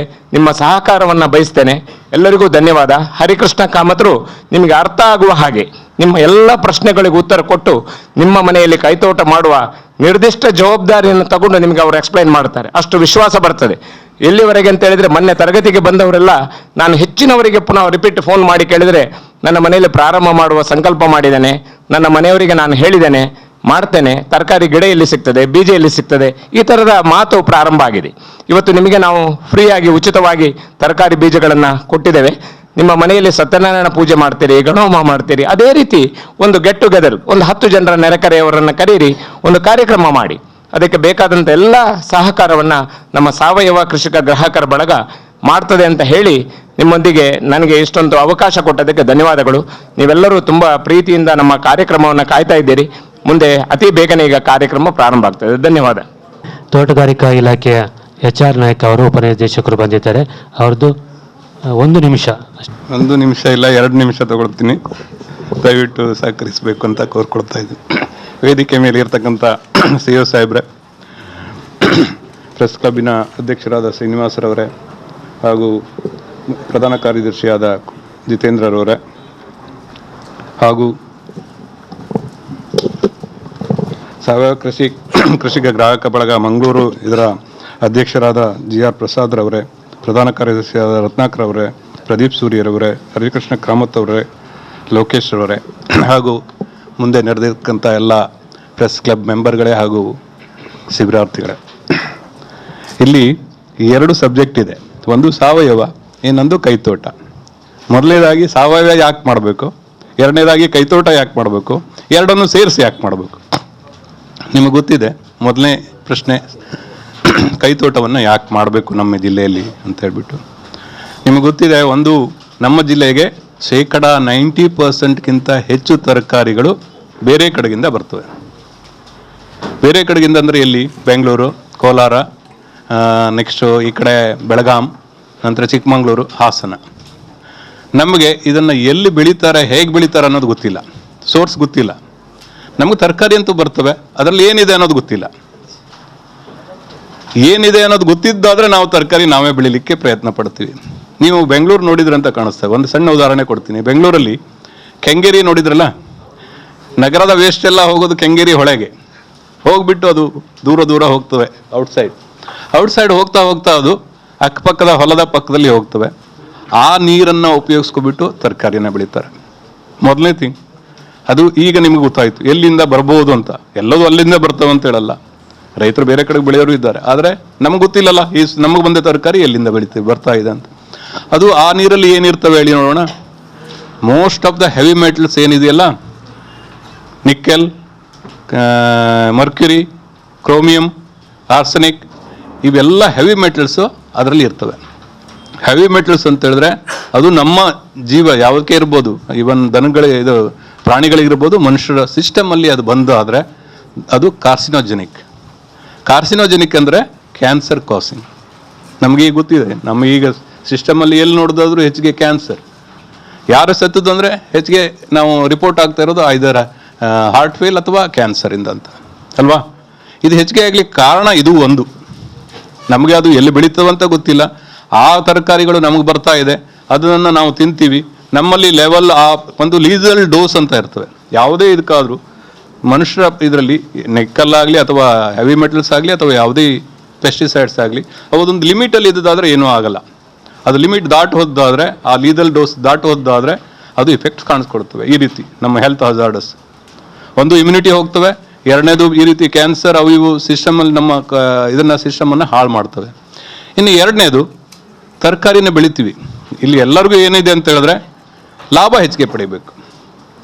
ಅದು ಏನಾಗ್ತವೆ ಮುಂದೆ ಅನ್ನೋ ನಮ್ಮಲ್ಲಿ ಸಿಸ್ಟಮ್ ಇನ್ನೂ ಜಾರಿಗೆ ಬರಲಿಲ್ಲ. ನಾವು ಕೀಟನಾಶಕ, ರೋಗನಾಶಕಗಳನ್ನು ಉಪಯೋಗಿಸ್ತೀವಿ. ನೀವು ತರಕಾರಿ ನೋಡಿದ್ರಿ, ಅದು ಬೆಳಿಬೇಕಾದ್ರೆ ಹಾಗೆ ಬರಲ್ಲ. ಈಗಿನ ತರಕಾರಿಗಳಲ್ಲಿ ನಾವು ನೋಡಬೇಕಾದ್ರೆ ಒಂದು ಅದಕ್ಕೆ ಹೋಲಾಗಿರಬಾರ್ದು, ಒಂದು ಅದಕ್ಕೆ ಎಲೆ ತಿಂದಿರಬಾರ್ದು. ಈ ರೀತಿ ಇದನ್ನು ನಾವು ಎಕ್ಸ್ಪೆಕ್ಟ್ ಮಾಡ್ತೀವಿ ತಾನೆ. ಅದನ್ನು ಬೆಳಿಬೇಕಾದ್ರೆ ಅದನ್ನು ಏನಾಗುತ್ತೆ, ಕೀಟನಾಶಕಗಳನ್ನು ಉಪಯೋಗಿಸ್ತಾರೆ, ರೋಗನಾಶಕಗಳನ್ನು ಉಪಯೋಗಿಸ್ತಾರೆ. ಅದು ಯಾವಾಗ ಕೀಟನಾಶಕ, ರೋಗನಾಶಕಗಳು ಉಪಯೋಗಿಸ್ಲಿಕ್ಕೂ ಅವದೇ ಆದ ಸಿಸ್ಟಮ್ ಇದೆ. ನಾವು ಹಾರ್ವೆಸ್ಟ್ ಮಾಡುವ ಒಂದು 10 ದಿನ ಮೊದಲೇ ಕೀಟನಾಶಕವನ್ನು ಉಪಯೋಗಿಸ್ಬಿಟ್ಟು ಹಾರ್ವೆಸ್ಟ್ ಮಾಡಿ ತಂದರೆ ಅದರಲ್ಲಿ ಕೀಟನಾಶಕ ಹಾಗೆ ಇರ್ತವೆ, ರೋಗನಾಶಕಗಳು ಹಾಗೆ ಇರ್ತವೆ. ಅವು ಎಲ್ಲಿಗೆ ಬರೋದು? ವಾಪಸ್ ನಮಗೆ ಬರೋದು. ನೀವು ಒಂದು ಎಕ್ಸಾಂಪಲ್ ಹೇಳ್ತೀವಿ, ಜಿಂಜರನ್ನು ನಾವು ಬೆಳಿತೀವಲ್ಲ, ಶುಂಠಿ ಬೆಳಿಬೇಕಾದ್ರೆ ಅದಕ್ಕೆ ತುಂಬ ಕೆಮಿಕಲನ್ನು ಉಪಯೋಗಿಸ್ತಾರೆ. ಇಲ್ಲದಿದ್ರೆ ಕೊಳೆ ರೋಗ ಬರ್ತವೆ. ಸಾವಯವನು ಬೆಳಿಬಹುದು, ಆದರೆ ಹೆಚ್ಚಿಗೆ ಲಾಭದ ಸಲುವಾಗಿ ಏನು ಮಾಡ್ತೀವಿ, ಹೆಚ್ಚಿಗೆ ಕೆಮಿಕಲನ್ನು ಹಾಕ್ತೀವಿ. ನೀವು ಬಳ್ಳಾರಿಯಲ್ಲಿ ಹೋದಾದರೆ ಅಲ್ಲಿ ಬಳ್ಳಾರಿಯಲ್ಲಿ ಹಸಿ ಮೆಣಸನ್ನು ಬೆಳೀತಾರೆ, ನೋಡಿದ್ರಾ? ಯಾರಾದರೂ ಬಳ್ಳಾರಿಯಲ್ಲಿ ನೋಡೋದಾದರೆ ಆ ಕಡೆ ಇದರಿಂದ ಎಲ್ಲಿ ಆಂಧ್ರದಿಂದ ಬರ್ತಾರೆ, ಕಾಂಟ್ರಾಕ್ಟ್ ಬೇಸಲ್ಲಿ ಲ್ಯಾಂಡ್ ತೊಗೊಳ್ತಾರೆ, ಕೂರ್ಗಿಯಲ್ಲಿ ಸೋಯಿಂಗ್ ಮಾಡ್ತಾರೆ. ಸೋಯಿಂಗ್ ಮಾಡಿದ ನಂತರ ಅದಕ್ಕೆ ಫರ್ಟಿಲೈಸರ್ಸನ್ನು ಅಷ್ಟೇ ಹಾಕ್ತಾರೆ, ಪೆಸ್ಟಿಸೈಡ್ಸನ್ನ ಎವ್ರಿ ವೀಕ್ ಒಂದ್ಸಲ ಸ್ಪ್ರೇ ಮಾಡ್ತಾರೆ. ಅದು ಎಲ್ಲಿರ್ತವೆ? ಡೋಸ್ ಎಲ್ಲ ಹೆಚ್ಚಿಗೆ ಆದ್ದು ಎಲ್ಲ ಪ್ರಾಡಕ್ಟಲ್ಲಿ ಇರ್ತವೆ, ಮೆಣಸಿನಕಾಯಲ್ಲಿ ಇರ್ತವೆ. ಅದು ಎಲ್ಲಿಗೆ ಬರ್ತವೆ? ನಮಗೆ ಬರ್ತವೆ. ಶುಂಠಿಯಲ್ಲಿ ಇರೋದು ನಮಗೆ ಗೊತ್ತಿರಲ್ಲ. ನಾವೇನು ಮಾಡ್ತೀವಿ, ಹೆಚ್ಚಿಗೆ ಅದಕ್ಕೆ ರೋಗ ಬರಬಾರ್ದು, ಕೊಳೆ ಬರಬಾರ್ದು ಅಂತೇಳಿ ಸ್ಪ್ರೇ ಮಾಡ್ತೀವಿ, ಇಲ್ಲ ಡ್ರಂಚ್ ಮಾಡ್ತೀವಿ ಕೆಮಿಕಲ್ಸನ್ನು. ಅವು ನಾಟ್ ಓನ್ಲಿ ಅಲ್ಲಿ ಒಂದೇ ಅಲ್ಲ, ಈವನ್ ಅಲ್ಲಿ ಪರಿಸರಕ್ಕೆ ಹಾನಿ ಮಾಡೋದು ಅಲ್ಲದೆ ಅಲ್ಲಿ ಎಕ್ಸಸ್ ಆಗಿರ್ತಕ್ಕಂಥ ಪೆಸ್ಟಿಸೈಡ್ಸು, ನಂತರ ಫರ್ಟಿಲೈಸರ್ಸಲ್ಲಿ ನೈಟ್ರೈಟ್ ಎಲ್ಲ ನದಿ ಸ್ಟ್ರೀಮ್ಗೆ ಹೋಗುತ್ತೆ. ಅವು ಸಹ ವಾಪಸ್ ನಮಗೆ ಬರ್ತವೆ. ಅಲ್ಲೂ ಗೊತ್ತಿದೆಯಲ್ಲ ಹೇಗೆ ಅವು ನದಿ ಸ್ಟ್ರೀಮ್ಗೆ ಹೋಗುತ್ತೆ, ಅಥವಾ ಆ ನದಿಯಿಂದ ಅಥವಾ ನೀರನ್ನು ತೆಗೆದುಕೊಂಡ್ಬಿಟ್ಟು ವಾಪಸ್ ನಮ್ಮ ಸಿಸ್ಟಮ್ಗೆ ಬರ್ತವೆ. ಇಲ್ಲ ನದಿಯಿಂದ ನೀರನ್ನು ತಗೊಂಡು ಪ್ಲಾಂಟ್ಸ್ಗಳಿಗೆ ಕೊಟ್ಟದಾದರೆ ಅಥವಾ ಗ್ರಾಸ್ಗಳಿಗೆ ಕೊಟ್ಟದಾದರೆ, ಗ್ರಾಸ್ ಬೆಳಿಲಿಕ್ಕೆ ಅದನ್ನು ಉಪಯೋಗಿಸೋದಾದರೆ ಆ ಗ್ರಾಸ್ ಎನಿಮಲ್ ತಿಂತವೆ, ಎನಿಮಲಿಂದ ಮಿಲ್ಕ್ ಬರ್ತವೆ, ಮಿಲ್ಕಿಂದ ನಮಗೆ ಬರ್ತವೆ. ಆ ರೀತಿ ಒಂದು ಸಿಸ್ಟಮಲ್ಲಿ ಬಂದಾದರೆ ಡೈರೆಕ್ಟಾಗಿ ಈ ಬೆಳೆಗಳಿಗೆ ಕೊಟ್ಟಂಥ ಏನು ತರಕಾರಿಗಳಿಗೆ ಕೊಟ್ಟಂಥ ಕೀಟನಾಶಕಗಳು, ರೋಗನಾಶಕಗಳು ನಮ್ಮ ಸಿಸ್ಟಮ್ಗೆ ಡೈರೆಕ್ಟಾಗಿ ಬರ್ತವೆ. ಕಾಲಿಫ್ಲವರ್ ಇದೆಯಲ್ಲ, ಕ್ಯಾಬೇಜ್, ಕಾಲಿಫ್ಲವರ್, ಇವು ಡೈರೆಕ್ಟಾಗಿ ಕನ್ಸ್ಯೂಮ್ ಮಾಡೋದು. ಹಾಗೆ ತರ್ತೀವಿ, ಅದನ್ನು ತೊಳೆದ್ಬಿಟ್ಟು ತಿಂತೀವಿ. ಇನ್ನು ಕೆಲವೊಂದಕ್ಕೆ ಕೋಟ್ ಇರ್ತವೆ ಅಂತ ತಿಳ್ಕೊಳ್ಬೋದು, ಹಣ್ಣು ಹಂಪಲ್ಗೆ. ಇವಕ್ಕೆ ಅದು ಏನೂ ಇಲ್ಲ, ಡೈರೆಕ್ಟಾಗಿ ಅದನ್ನು ತಿನ್ನೋದು. ಅದು ಲೀವ್ಸ್ ಡೈರೆಕ್ಟ್ ಸ್ಪ್ರೇ ಮಾಡೋದು, ಡೈರೆಕ್ಟ್ ಅಬ್ಸಾರ್ಬ್ ಆಗಿರ್ತವೆ. ಅದಕ್ಕೆ 4 ದಿನದಲ್ಲಿ ಹಾರ್ವೆಸ್ಟ್ ಮಾಡ್ತಾರೆ ಅಥವಾ 5 ದಿನದಲ್ಲಿ ಹಾರ್ವೆಸ್ಟ್ ಮಾಡ್ತಾರೆ, ವಾಪಸ್ ತರ್ತಾರೆ, ಮಾರಾಟ ಮಾಡ್ತಾರೆ. ಅವ್ರಿಗಿರೋದೇನು ಲಾಭ ಅಲ್ವಾ? ಇದರಿಂದ ಏನಾಗುತ್ತೆ, ನಮ್ಮ ಸಿಸ್ಟಮ್ ಹಾಳಾಗತ್ತೆ. ಹೌದಲ್ಲ? ನೋಡಿದ್ರಲ್ಲ. ನಂತರ ಎರಡನೇ ಇದು ಆಗೋದ್ರಿಂದ ಏನಾಗುತ್ತೆ, ನಮಗೆ ಅವೇರ್ನೆಸ್ ಬರಬೇಕು, ಈ ರೀತಿ ಆಗ್ತಾ ಇದೆ, ನಮ್ಮ ಹೆಲ್ತ್, ನಮ್ಮ ಸಿಸ್ಟಮ್, ನಮ್ಮ ಇಮ್ಯುನಿಟಿ ಎಲ್ಲ ಹಾಳಾಗ್ತಾ ಇದೆ. ಇದಕ್ಕೆ ಏನು ಮಾಡಬೇಕು? ತರಕಾರಿಗಳನ್ನು ನಾವೇ ಬೆಳ್ಕೊಂಡು ತಿಂದಾದರೆ, ಅಥವಾ ನಮ್ಮ ಸುತ್ತಮುತ್ತಲು ಬೆಳೀತಾ ಇರತಕ್ಕಂಥ ತರಕಾರಿಗಳನ್ನು ನಮ್ಗೆ ಗೊತ್ತಿರ್ತವೆ ಯಾವ ರೀತಿ ಬೆಳೀತಾ ಇದ್ದಾರೆ ಅಂತೇಳಿ, ಅದನ್ನು ತಿಂದಾದರೆ ನಮ್ಮ ಆರೋಗ್ಯವನ್ನು ಕಾಪಾಡ್ಕೊಳ್ಬೋದು. ನಂತರ ಆಗಲೇ ಹೇಳಿದೆ, ಮೋರ್ ದೆನ್ 90% ಆಫ್ ದ ತರಕಾರಿ ಬರೋದು ಹೊರಗಡೆಯಿಂದ. ನಮ್ಮ ಇಲ್ಲಿ ಸ್ಕ್ಯಾರ್ಸಿಟಿ ಇದೆ, ಅಂದರೆ ಹೊರಗಡೆಯಿಂದ ಬರೋದು ಬದಲು ನಾವು ಇಲ್ಲೇ ಬೆಳೆದಾದರೆ ನಮಗೆ ಇಲ್ಲಿ ಮಾರ್ಕೆಟ್ ಇದೆ ಅನ್ನೋದು ಗೊತ್ತಿದೆ. ಇದು 2 ಕಾರಣವನ್ನು ಉಪಯೋಗಿಸ್ಕೊಬಿಟ್ಟು ನಾವು ತರಕಾರಿಯನ್ನು ನಮ್ಮ ಇದರಲ್ಲೇ ಬೆಳಿಬೇಕು. ಅದಕ್ಕೆ ಸಿಸ್ಟಮ್ಸ್ ಇದೆ. ಸಣ್ಣ ಜಾಗದಲ್ಲೂ ಸಹ ತರಕಾರಿಯನ್ನು ಬೆಳಿಬೋದು, ಪಾಟಲ್ಲಿ ಬೆಳಿಬೋದು, ಗ್ರೋ ಬ್ಯಾಗಲ್ಲಿ ಬೆಳಿಬೋದು, ಸಣ್ಣ ಸಣ್ಣ ಕುಂಡಗಳನ್ನು ಇಟ್ಕೊಬಿಟ್ಟು ಬೆಳಿಲಿಕ್ಕೆ ಅವಕಾಶ ಇದೆ. ಅದನ್ನು ಬೆಳೆದಾದರೆ ನಮ್ಮ ತರಕಾರಿ ನಮಗೆ ಗೊತ್ತಿದೆ. ನಂತರ ಇನ್ನೊಂದು ಮೂರನೇ ಒಂದು ಪಾಯಿಂಟ್ಸ್ ಏನಿದೆ, ನಾವು ತರಕಾರಿಯನ್ನು ಈಗ ರೆಗ್ಯುಲರ್ ಆಗಿ ತರ್ತಾ ಇರ್ತೀವಿ, ನಾವು ಒಂದೇ ಟೈಪ್ ತರಕಾರಿಯನ್ನು ತಿಂತಾ ಇರ್ತೀವಿ. ಅವಾಗೇನಾಗುತ್ತೆ, ನಮ್ಮ ಸಿಸ್ಟಮಲ್ಲಿ ನಮಗೆ ಬೇಕಿರುವಂಥ ಪ್ರೋಟೀನ್ಸ್ಗಳು, ವಿಟಮಿನ್ಸ್ಗಳು, ಮಿನರಲ್ಸ್ಗಳು ನಮಗೆ ಟೋಟಲ್ ಆಗಿ ಸಿಗಲ್ಲ. ಕೆಲವಷ್ಟೇ ಇದನ್ನು ನಾವು ಇದು ಮಾಡ್ತಾ ಇರೋದನ್ನು ತರ್ತಾ ಇರೋದ್ರಿಂದ, ಸಿಗ್ತಾ ಇರೋದ್ರಿಂದ ನಮಗೆ ಅಷ್ಟು ಮಾತ್ರ ಸಿಗುತ್ತೆ. ಇನ್ನು ಉಳಿದದ್ದು ನಮಗೆ ಕಾಣಿಸ್ಕೊಳ್ತವೆ. ವಿಟಮಿನ್ ಬಿ ಸ್ಕ್ಯಾರ್ಸಿಟಿ ಇರ್ಬೋದು, ವಿಟಮಿನ್ ಎ ಸ್ಕ್ಯಾರ್ಸಿಟಿ ಇರ್ಬೋದು. ಅದನ್ನು ಬೇರೆ ಬೇರೆ ರೀತಿಯಿಂದ ಹೇಳ್ತೀವಿ ನಾವು. ಸ್ಕರ್ವಿ ಡಿಸೀಸ್ ಅಂತ ಹೇಳ್ತೀವಿ, ಕಾಶಿಯೋಕರ್ ಅಂತ ಹೇಳ್ತೀವಿ, ಬೇರೆ ಬೇರೆ ಡಿಸೀಸಿಂದ ಡಾಕ್ಟರ್ ಹೇಳ್ತಾರೆ. ಡಿಸೀಸ್ ಅಲ್ಲ ಅದು, actually deficiency of minerals R vitamins. ಅದನ್ನು ನಾವು ನೆಕ್ಸ್ಟು ಪೂರೈಕೆ ಮಾಡಬೇಕಾದ್ರೆ ಟ್ಯಾಬ್ಲೆಟ್ಸ್ ತೊಗೊಳ್ಬೇಕು. ಐರನ್ ಟ್ಯಾಬ್ಲೆಟ್ಸ್ ಇರ್ಬೋದು, ಇಲ್ಲ ವಿಟಮಿನ್ ಬಿ ಟ್ಯಾಬ್ಲೆಟ್ಸ್ ಇರ್ಬೋದು, ವಿಟಮಿನ್ ಸಿ ಟ್ಯಾಬ್ಲೆಟ್ಸ್ ಇರ್ಬೋದು. ಇವೆಲ್ಲ ಏನು ಆ್ಯಕ್ಚುಲಿ ಇವೆಲ್ಲ ಬರ್ತಾ ಇರೋದು ನಮಗೆ ಪ್ಲ್ಯಾಂಟ್ಸ್ ಮೂಲದಿಂದ ಬರ್ತವೆ. ಆದರೆ ಅದನ್ನು ನಾವು ನಮ್ಮ ದಿನನಿತ್ಯದ ಆಹಾರದಲ್ಲಿ ಸರಿಯಾದ ಪ್ರಮಾಣದಲ್ಲಿ ಸೇರಿಸ್ಕೊಳ್ತಾ ಇಲ್ಲ. ಆದ್ದರಿಂದ ನಾವು ಅದನ್ನು ಪೂರೈಕೆ ಮಾಡಬೇಕಾದ್ರೆ ಟ್ಯಾಬ್ಲೆಟ್ಸ್ ನುಂಗಬೇಕು.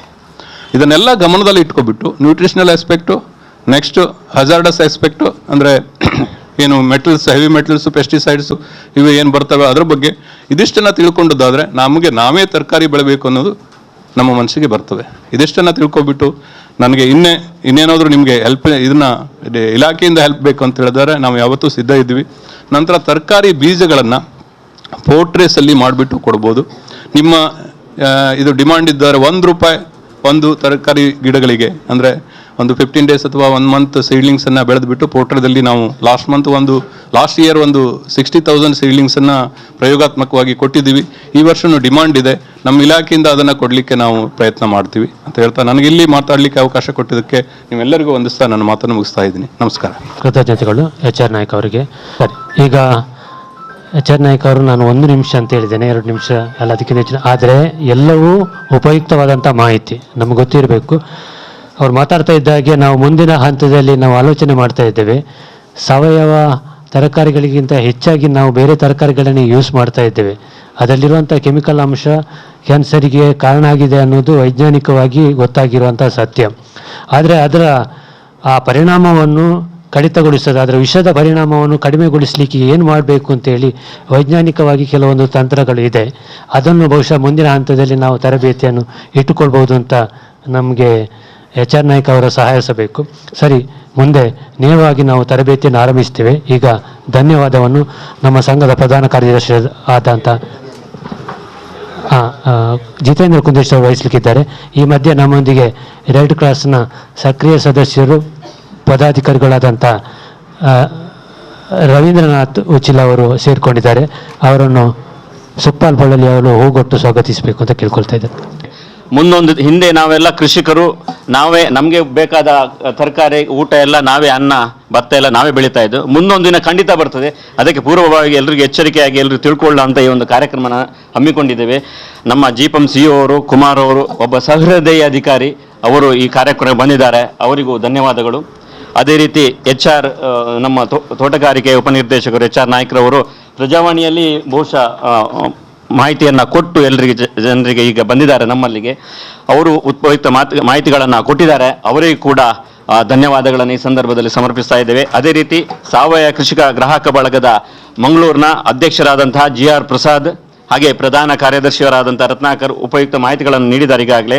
ಹಾಗೆ ಸಂಪನ್ಮೂಲ ವ್ಯಕ್ತಿ ಹರಿಕೃಷ್ಣ ಕಾಮತ್ ಅವರಿಗೆ, ಪ್ರದೀಪ್ ಸೂರ್ಯ ಅವರಿಗೆ, ಲೋಕೇಶ್ ಪುತ್ರನ್ ಅವರಿಗೆ, ಅದೇ ರೀತಿ ಸ್ವತಃ ಕೃಷಿಕರಾಗಿರುವಂತಹ ತೋಟಗಳನ್ನು ಹೊಂದಿರುವಂತಹ ನಮ್ಮ ಅಧ್ಯಕ್ಷರು, ಹಾಗೆ ಈ ವರ್ಷದಿಂದ ನಾನು ಕೂಡ ಅಧಿಕೃತ ಕೃಷಿಕನಾಗಿದ್ದೇನೆ. ಹಾಗಾಗಿ ನೀವೆಲ್ಲ ಬಂದಿದ್ದೀರಿ, ನಿಮ್ಗೆಲ್ರಿಗೂ ಮುಂದೆ ಕೃಷಿಕರಾಗುವವರಿಗೂ, ನಮ್ಮ ಪತ್ರಕರ್ತರ ಪದಾಧಿಕಾರಿಗಳು, ಸಂಘದವರಿಗೂ, ಎಲ್ಲ ನಮ್ಮ ಸಹಯೋಗದ ಗ್ರಾಹಕ ಬಳಗದ ಸದಸ್ಯರಿಗೂ ಕೂಡ ಈ ಸಂದರ್ಭದಲ್ಲಿ ಧನ್ಯವಾದವನ್ನು ಅರ್ಪಿಸ್ತಾ ಇದ್ದೇವೆ. ಮುಂದೆ ತರಬೇತಿ ಆರಂಭ ಆಗಲಿಕ್ಕಿದೆ. ಸಾವಯವ ಕೃಷಿಕರ ಬಳಗದ ಸಂಪನ್ಮೂಲ ವ್ಯಕ್ತಿಗಳಾದಂಥ ಹರಿಕೃಷ್ಣ ಕಾಮತ್ ಅವರು ತರಬೇತಿಯನ್ನು ನಡೆಸ್ತಾರೆ. ವೇದಿಕೆ ಹರಿಕೃಷ್ಣ ಕಾಮತ್ ಅವರಿಗೆ. ಸಾವಯವ ಕೃಷಿ ಉತ್ಪನ್ನಗಳನ್ನು ಮಾರಾಟ ಮಾಡಬೇಕಾದ್ರೆ ಕೆಲವಷ್ಟು ಇದಕ್ಕೆ ಪ್ರಾಡಕ್ಟ್ಗಳಿಗೆ ಪ್ರೈಮ್ ಪ್ರೈಸ್ ಅಂತ ಸಿಗುತ್ತೆ. ಅದನ್ನು ತಗೊಳ್ಬೇಕಾದ್ರೆ ಸರ್ಟಿಫಿಕೇಶನ್ ಆಗಿರಬೇಕು. ಕೃಷಿಕರ ಸರ್ಟಿಫಿಕೇಶನ್, ಸಾವಯವ ಕೃಷಿಕರ ಸರ್ಟಿಫಿಕೇಶನ್. ಈ ಸರ್ಟಿಫಿಕೇಶನ್ ಮಾಡುವಂಥ ಇಂಟರ್ನ್ಯಾಷನಲ್ ಸಂಸ್ಥೆಗಳು ಇದ್ದಾವೆ. ಅದನ್ನು ಇಂಡಿವಿಜುವಲ್ ಸರ್ಟಿಫಿಕೇಶನ್ ಮಾಡೋದಾದರೆ ನೀವುಗಳು ಅವ್ರನ್ನ ಅಪ್ರೋಚ್ ಮಾಡಿ ಮಾಡ್ಬೋದು. ಇನ್ನು ಗ್ರೂಪಲ್ಲಿ ಸರ್ಟಿಫಿಕೇಶನ್ ಮಾಡಬೇಕು ಅಂತ ಹೇಳಿದ್ರೆ ಇಲಾಖೆಯನ್ನು ಸಂಪರ್ಕ ಮಾಡೋದಾದರೆ ಇಲಾಖೆ ಹೆಲ್ಪ್ ಮಾಡುತ್ತೆ. ಗ್ರೂಪ್ ಸರ್ಟಿಫಿಕೇಶನ್ ಅದರಲ್ಲಿ 3 ವರ್ಷಕ್ಕೆ ಅದನ್ನು ಅವರು ವಾಚ್ ಮಾಡ್ತಾರೆ. ಇನ್ಸ್ಪೆಕ್ಷನ್ ಇರ್ತವೆ, ಇಂಟರ್ನಲ್ ಇನ್ಸ್ಪೆಕ್ಷನ್ ಅಂತ 3 ವರ್ಷಕ್ಕೆ ಇರ್ತವೆ. ಅವ್ರದ್ದೇ ಆದ ಸಿಬ್ಬಂದಿಗಳು ಆಗಾಗ ಬಂದುಬಿಟ್ಟು ನಿಮ್ಮ ಫೀಲ್ಡನ್ನು ವೆರಿಫಿಕೇಷನ್ ಮಾಡ್ತಾರೆ, ಸಾಯಿಲ್ ಸ್ಯಾಂಪಲ್ ತೆಗಿತಾರೆ, ನೀವು ಏನಾದರೂ ಕೆಮಿಕಲ್ ಉಪಯೋಗಿಸ್ತಾ ಇದ್ದೀರಾ ಅಂತ ನೋಡ್ತಾರೆ. 3 ಇಯರ್ಸ್. ಫಸ್ಟ್ ಇಯರ್ ಅವರು IC1 ಸರ್ಟಿಫಿಕೇಟ್ ಅಂತ ಕೊಡ್ತಾರೆ, ಸೆಕೆಂಡ್ ಇಯರ್ IC2 ಅಂತ ಕೊಡ್ತಾರೆ, third year IC3. Based on ಆ ಸರ್ಟಿಫಿಕೇಟ್ ಇಟ್ಕೊಂಡಿದ್ದಾದರೆ ನಿಮ್ಮ ಪ್ರಾಡಕ್ಟ್ಗಳಿಗೆ ಪ್ರೈಮ್ ಪ್ರೈಸ್. ಫಾರ್ ಎಕ್ಸಾಂಪಲ್ ನೀವು ಮಾರ್ಕೆಟ್ ಮಾಡೋದಾದರೆ E1 ಸಾವಯವ ಪ್ರಾಡಕ್ಟ್ ಅಂತೇಳಿ ಹೊರದೇಶಕ್ಕೆ ಮಾರ್ಕೆಟ್ ಮಾಡೋದಾದರೂ ಸರ್ಟಿಫಿಕೇಟ್ ಬೇಕಾಗುತ್ತೆ. ಇದನ್ನು ನಿಮ್ಮ ಗಮನಕ್ಕೆ ಇನ್ಫಾರ್ಮೇಷನ್. ಎಲ್ರಿಗೂ ನಮಸ್ಕಾರ. ನನ್ನ ಹೆಸರು ಹರಿಕೃಷ್ಣ ಕಾಮತ್ ಅಂತೇಳಿ. ನಾನೊಬ್ಬ ಕೃಷಿಕ. ಪುತ್ತೂರು ತಾಲೂಕಿನ ಬಡಗನೂರು ಗ್ರಾಮದ ದುರ್ಗಗಿರಿ ಅಂತ ಹೇಳುವಲ್ಲಿ ನಾನು ವಾಸಿಯಾಗಿದ್ದೇನೆ. ನಾನು ನೇರ ವಿಷಯಕ್ಕೆ ಬರ್ತಾ ಇದ್ದೇನೆ. ಅಂದರೆ ಆ್ಯಕ್ಚುಲಿ 11 ಗಂಟೆಯಿಂದ ನಾವು 1 ಗಂಟೆಗೆ ಅಂತೇಳಿ ಇಲ್ಲಿ ಇದು ಮಾಡಿದ್ದೆವು. ನೆಕ್ಸ್ಟ್ ಇಲ್ಲಿ ಸೊ ಈಗಾಗಲೇ ಈ ತಾರಸಿ ಕೃಷಿಯನ್ನು ಅಥವಾ ಕೈತೋಟವನ್ನು ಎಲ್ಲೆಲ್ಲಿ ಮಾಡ್ಬೋದು ಅಂತೇಳಿ ನಮಗೆ ಒಂದು ಬೇಸಿಕ್ ನಾಲೆಜ್ ಇರ್ತದೆ. ಮನೆಯ ಬಾಲ್ಕನಿ ಇರ್ಬೋದು, ಈಗ ಹೇಳುವಂಥ ಬಾಲ್ಕನಿ ಜಾಗವನ್ನು ನಾವು ಉಪಯೋಗ ಮಾಡ್ಬೋದು, ಅಥವಾ ಟೆರಿಸ್ ಮೇಲ್ಗಡೆ ಅದನ್ನು ಉಪಯೋಗ ಮಾಡಿ. ಟೆರಿಸ್ ಮೇಲ್ಗಡೆ ಮಾಡೋದಿದ್ರೆ ನಾವು ಒಂದು ಸ್ವಲ್ಪ ರಬ್ಬರ್ ಶೀಟ್ ಏನಾದರೂ ಅಂದರೆ ನಾವು ಹಾಕುವಂಥ ಪದಾರ್ಥಗಳು ನಮ್ಮ ಕಾಂಕ್ರೀಟ್ನ ಮೇಲೆ ಏನಾದರೂ ಇದಾಗ್ತದೆ, ಅದಕ್ಕಾಗಿ ವಾಟರ್ ಪ್ರೂಫ್ ಅಥವಾ ರಬ್ಬರ್ ಶೀಟನ್ನು ಹಾಕ್ಕೊಳ್ಳೋದು ಒಳ್ಳೆಯದು. ನಂತರ ಇದನ್ನು ಯಾರು ಮಾಡ್ಬೋದು ಅಂತ ಹೇಳುವಂಥದ್ದು, ಮಕ್ಕಳು, ದೊಡ್ಡವರು, ಪ್ರಾಯದವರು ಯಾರು ಸಹ ಮಾಡ್ಬೋದು. ಯಾಕೆಂತ ಹೇಳಿದ್ರೆ ಇದಕ್ಕೆ ಏಜ್ ಲಿಮಿಟೇಷನ್ ಏನಿಲ್ಲ. ಇನ್ನೊಂದು ಅಂತ ಹೇಳಿದರೆ ಯಾವಾಗ ಸ್ಟಾರ್ಟ್ ಮಾಡಬೇಕು ಅಂತ ಹೇಳೋದಕ್ಕೆ ಸಹ ಏನಿದಿಲ್ಲ. ಯಾವ ಟೈಮಲ್ಲಿ ಸಹ ನಾವು ಅಂದರೆ ಬೇಸಿಗೆಗಾಲ, ಮಳೆಗಾಲ ಇಂಥ ನಿರ್ದಿಷ್ಟವಾದ ಸಮಯ ಅಂತ ಏನಿಲ್ಲ. ಸೊ ಆಲ್ಮೋಸ್ಟ್ ಎಲ್ಲ ಯಾವ ಟೈಮಲ್ಲಿ ಬೇಕು ಸಹ ನಮಗೆ ಅದನ್ನು ಇದು ಮಾಡೋದು. ಫಸ್ಟ್ ಬೇಕಾದ್ದು ನಮಗೆ ಆಸಕ್ತಿ. ಮಾಡಲಿಕ್ಕೆ ನಮಗೆ ಮೀಡಿಯಾಗಳು ಅಂದರೆ ಇವಾಗ ಬೇಕಾದಷ್ಟು ಮೊದಲಿನ ಹಾಗೆ ಅಲ್ಲ. ಈಗ ಗ್ರೋ ಬ್ಯಾಗ್ಗಳು ಸಿಗ್ತವೆ, ಸಣ್ಣ ಚಟ್ಟಿಗಳು ಸಿಗ್ತವೆ, ನಮ್ಮ ಮನೆಯ ಹಳೆಯ ಪಾತ್ರೆಗಳಿರ್ತವೆ ಕೆಲವೊಂದು ಇದಾಗಿರುವಂಥದ್ದು. ಸೊ ಅದನ್ನು ನಾವು ಯೂಸ್ ಮಾಡಿಕೊಳ್ಬೋದು, ಹಳೆಯ ಗೋಣಿಗಳನ್ನು ಯೂಸ್ ಮಾಡಿಕೊಳ್ಬೋದು. ಸೊ ಈ ಥರ ಇವನ್ನ ಬಾಲ್ಕನಿಯಲ್ಲಿ ಇದು ಮಾಡುವಾಗ ನಾವು ಏನಂದರೆ ಈ ಹ್ಯಾಂಗಿಂಗ್ ಪಾಟ್ಸ್ಗಳಲ್ಲಿ ಸಹ ನಾವು ಸಣ್ಣ ಸಣ್ಣ ಪುಟ್ಟ ತರಕಾರಿ, ಸೊಪ್ಪು ತರಕಾರಿಗಳನ್ನು ಬೆಳೀಲಿಕ್ಕೆ ಅವಕಾಶ ಉಂಟು. ಈ ಫಸ್ಟ್ ಇದರ ಯೂಸ್ ಏನು ಅಂತೇಳಿ ಹೇಳೋದಿದ್ರೆ, ನಮ್ಮದು ಇವತ್ತು ಜೀವನ ಏನು ಅಂತ ಹೇಳಿದ್ರೆ ಸಂಪೂರ್ಣ ಒತ್ತಡಮಯವಾದಂಥ ಜೀವನ ಆಗಿದೆ. ಈಗ ನನಗೆ ಸಹ ಒತ್ತಡ ಆಗಿದೆ, ಯಾಕೆಂತೇಳಿದ್ರೆ ನಾನು ಒಂದು 2 hours ಇದನ್ನು 1.25 ಗಂಟೆಯಲ್ಲಿ ಮುಗಿಸಬೇಕಾಗಿದೆ. ಸೊ ಈ ಒತ್ತಡದ ಇದರಲ್ಲಿ ಏನಾಗ್ತದೆ ಅಂತ ಹೇಳಿದ್ರು, ನಮಗೆ ಒಂದಷ್ಟು ಮಾನಸಿಕ ಮತ್ತು ದೈಹಿಕವಾದಂತಹ ರೋಗ ರುಜಿನಗಳಿಗೆ, ಕಾಯಿಲೆಗಳಿಗೆ ಇದಾಗ್ತಾ ಉಂಟು. ಸೊ ಅದರಿಂದ ನಾವು ಇದನ್ನು ದೂರ ಇಡ್ಬೋದು ಒಂದು. ಮತ್ತು ಇನ್ನೊಂದು ಇಂಪಾರ್ಟೆಂಟ್ ವಿಷಯ, ನಮ್ಮ ಮನೆಯಲ್ಲಿ ಒಂದಷ್ಟು ತ್ಯಾಜ್ಯ ಉತ್ಪತ್ತಿ ಆಗ್ತದೆ, ವೇಸ್ಟ್, ಅದು ಫ್ರೂಟ್ ವೇಸ್ಟ್ ಇರ್ಬೋದು, ವೆಜಿಟೇಬಲ್ ವೇಸ್ಟ್ ಇರ್ಬೋದು. ಸೊ ಇದನ್ನು ನಾವು ಗೊಬ್ಬರವಾಗಿ ಕನ್ವರ್ಟ್ ಮಾಡಲಿಕ್ಕೆ ಇಲ್ಲಿ ಅವಕಾಶ ಇದೆ. ಸೊ ಅದನ್ನು ಹೇಗೆ ಮಾಡೋದು ಅಂತೇಳಿ ನೆಕ್ಸ್ಟ್ ಹೇಳ್ತೇನೆ, ಸರಳ ವಿಧಾನಗಳನ್ನು. ನೆಕ್ಸ್ಟ್ ಒಂದಷ್ಟು ಹೂವಿನ ಗಿಡಗಳಿರ್ಬೋದು, ಅಥವಾ ಅಲಂಕಾರಿಕ ಗಿಡಗಳು, ಔಷಧೀಯ ಗಿಡಗಳು, ತರಕಾರಿ ಗಿಡ, ಇದನ್ನೆಲ್ಲವನ್ನು ನಾವು ಬೆಳೆದಾಗ ನಮ್ಮ ಮನೆ ಒಂದಷ್ಟು ಅಲಂಕಾರಿಕವಾಗಿ ಒಂದು ಗ್ರೀನರಿಯಾಗಿ ಕಾಣ್ತದೆ. ಅದರ ಜೊತೆಯಲ್ಲಿ ನಮಗೆ ಆಕ್ಸಿಜನ್, ಆಮ್ಲಜನಕಯುಕ್ತವಾದಂತಹ ಒಂದು ಶುದ್ಧ ಗಾಳಿ ನಮಗೆ ಸಿಗ್ತದೆ. ತಾಜಾ ತರಕಾರಿ ಅಂತೇಳಿದರೆ, ಈಗ ಸರ್ ಹೇಳಿದಾಗೆ ನಮಗೆ ಫುಡ್ಡಿನ ಕಡಿಮೆ ಇಲ್ಲ, ಆಹಾರದ ಕೊರತೆ ಏನಿಲ್ಲ. ಆ್ಯಕ್ಚುಲಿ ಏನು ಅಂತ ಹೇಳಿದರೆ, ಆಹಾರದಲ್ಲಿ ಪೋಷಕಾಂಶಗಳ ಕೊರತೆ ಕಾಣ್ತಾ ಉಂಟು. ಈ ಪೋಷಕಾಂಶ ಕೊರತೆಯಿಂದ ನಮಗೆ ಒಂದಷ್ಟು ರೋಗ ರುಜಿನಗಳು ಬರೋ ಸಾಧ್ಯತೆ ಇದೆ. ಮತ್ತು ಇನ್ನೊಂದಂತ ಹೇಳಿದರೆ, ಈಗಾಗಲೇ ಸರ್ ಹೇಳಿದರು, ಅದಕ್ಕೆ ಒಂದಷ್ಟು ವಿಷ ಹೊಡೆಯೋದು. ವಿಷ ಹೇಗೆ ಹೊಡಿತಾರೆ ಅಂತ ಹೇಳಿದ್ರಮ್ಮ, ಸಣ್ಣ ಬೀಜವನ್ನು ನಾವು ಡಿಪ್ ಮಾಡಿ ಸ್ಟಾರ್ಟ್ ಮಾಡುವಂಥದ್ದು. ಬೀಜದ ನಂತರ ಅದನ್ನು ಗಿಡ ಮೊಳಕೆ ಬಂದಾಗ ಸಣ್ಣದ್ರಲ್ಲಿ ಅದಕ್ಕೆ ಒಂದಷ್ಟು ಸಮಸ್ಯೆಗಳಿರ್ತವೆ, ಆ ಸಮಸ್ಯೆಗಳಿಗೆ ಇದು ಮಾಡ್ತಾರೆ. ದೊಡ್ಡದಾದ ನಂತರ ಕಾಯಿ ಕಟ್ಟಲಿಕ್ಕೆ ಸ್ಪ್ರೇ ಮಾಡ್ತಾರೆ, ಹಣ್ಣು ಕೊರಕಗಳು ಬರೆದಾಗ ಅಲ್ಲಿ ಸ್ಪ್ರೇ ಮಾಡ್ತಾರೆ. ಅದನ್ನು ತೆಗೆದ ನಂತರ ವಾಪಸ್ ತಂದ ನಂತರ ಅದು ಹಾಲಾಗಬಾರ್ದು, ಅದನ್ನು ಸಹ ಏನಾದರೂ ಒಂದು ಇದರಲ್ಲಿ ಸೊಲ್ಯೂಷನ್ ಡಿಪ್ ಮಾಡ್ತಾರೆ. ಈ ಥರ ಎಲ್ಲ ಹಂತದಲ್ಲಿ ಸಹ ಅದಕ್ಕೆ ಇದಾಗ್ತದೆ. ಅದೆಲ್ಲ ಸರ್ಕಾರಕ್ಕೂ ಗೊತ್ತಿದೆ, ನಮಗೂ ಗೊತ್ತಿದೆ, ತಿಂದವರಿಗೆ ಇದು ಸತ್ಯ, ವಿಜ್ಞಾನ. ಇದರಿಂದ ತಿಂದರೆ ನಮಗೆ ಒಂದಷ್ಟು ರೋಗ ರುಜಿನಗಳು ಬರ್ತವೆ ಅಂತಲೇ ಸಹ ನಮ್ಗೆ ಗೊತ್ತಿದೆ. ಆದರೆ ಬೇರೆ ಎಲ್ಲವನ್ನ ನಾವು ಇದು ಮಾಡ್ತೇವೆ, ಬಟ್ ಈ ವಿಷಯದ ಬಗ್ಗೆ ನಾವು ಕಾಂಪ್ರಮೈಸ್ ಮಾಡ್ತಾ ಇದ್ದೇವೆ. ಮಕ್ಕಳಿಗೆ, ಈಗ ನಮ್ಮ ಜೀವನದ ದೊಡ್ಡ ಇದಲ್ಲ, ನಮ್ಮ ಮಕ್ಕಳ ಜೀವನದ ಬಗ್ಗೆ ನಾವು ಯೋಚನೆ ಮಾಡಬೇಕಾಗಿದೆ. ಸೊ ಮಕ್ಕಳಿಗೆ ಈ ರೋಗ ರುಜಿನಗಳು ಬರದ ಹಾಗೆ ರೋಗ ನಿರೋಧಕ ಶಕ್ತಿಯನ್ನು ಜಾಸ್ತಿ ಮಾಡಲಿಕ್ಕೆ ಈ ಥರದ ತರಕಾರಿ ಮತ್ತು ಹಣ್ಣನ್ನು ಕೊಡುವಂಥ ಅವಶ್ಯಕತೆ ಇದೆ. ನಮ್ಮ ಮೈಂಡ್ ಸೆಟ್ಟಲ್ಲಿ ಇನ್ನೊಂದಿದೆ, ದೂರದ ತರಕಾರಿ ಅಂದರೆ ಘಟ್ಟದ ತರಕಾರಿಯಲ್ಲಿ ಹೇಗೆ ಅಂತ ಹೇಳಿದರೆ ಅದು ಸ್ವಲ್ಪ ವಿಷ ಹೊಡಿತಾರೆ ಅಂತ. ಶುದ್ಧ ಸುಳ್ಳಲ್ಲ, ಏನು ಅಂತೇಳಿ ಅದಕ್ಕಿಂತ ಜಾಸ್ತಿ ನಮ್ಮ ಊರಲ್ಲಿ ಬೆಳೆಯುವಂಥ ತರಕಾರಿಗೆ ಹೊಡಿತಾ ಇದ್ದೇವೆ. ಅವರಿಗೆ ಏನು ಅಂತ ಹೇಳಿದರೆ, ಆ ಪರಿಸರದ ಒಂದು ತರಕಾರಿ ಬೆಳಲಿಕ್ಕೆ ಸೂಕ್ತ ಆಗಿರ್ತದೆ, ನಮ್ಮ ಪರಿಸರದಲ್ಲಿ ಆ ಸೂಕ್ತ ವಾತಾವರಣವಿಲ್ಲ. ಅದನ್ನು ಕಂಟ್ರೋಲ್ ಮಾಡಲಿಕ್ಕೆ ಒಂದಷ್ಟು ಹೊಡೆಯುವಂಥ ಒಂದಿದು. ಇನ್ನೊಂದಂತ ಹೇಳಿದರೆ, ನಮ್ಮ ಕೈಯಲ್ಲಿ ಹಿಡ್ಕೊಳ್ಬೋದಾ?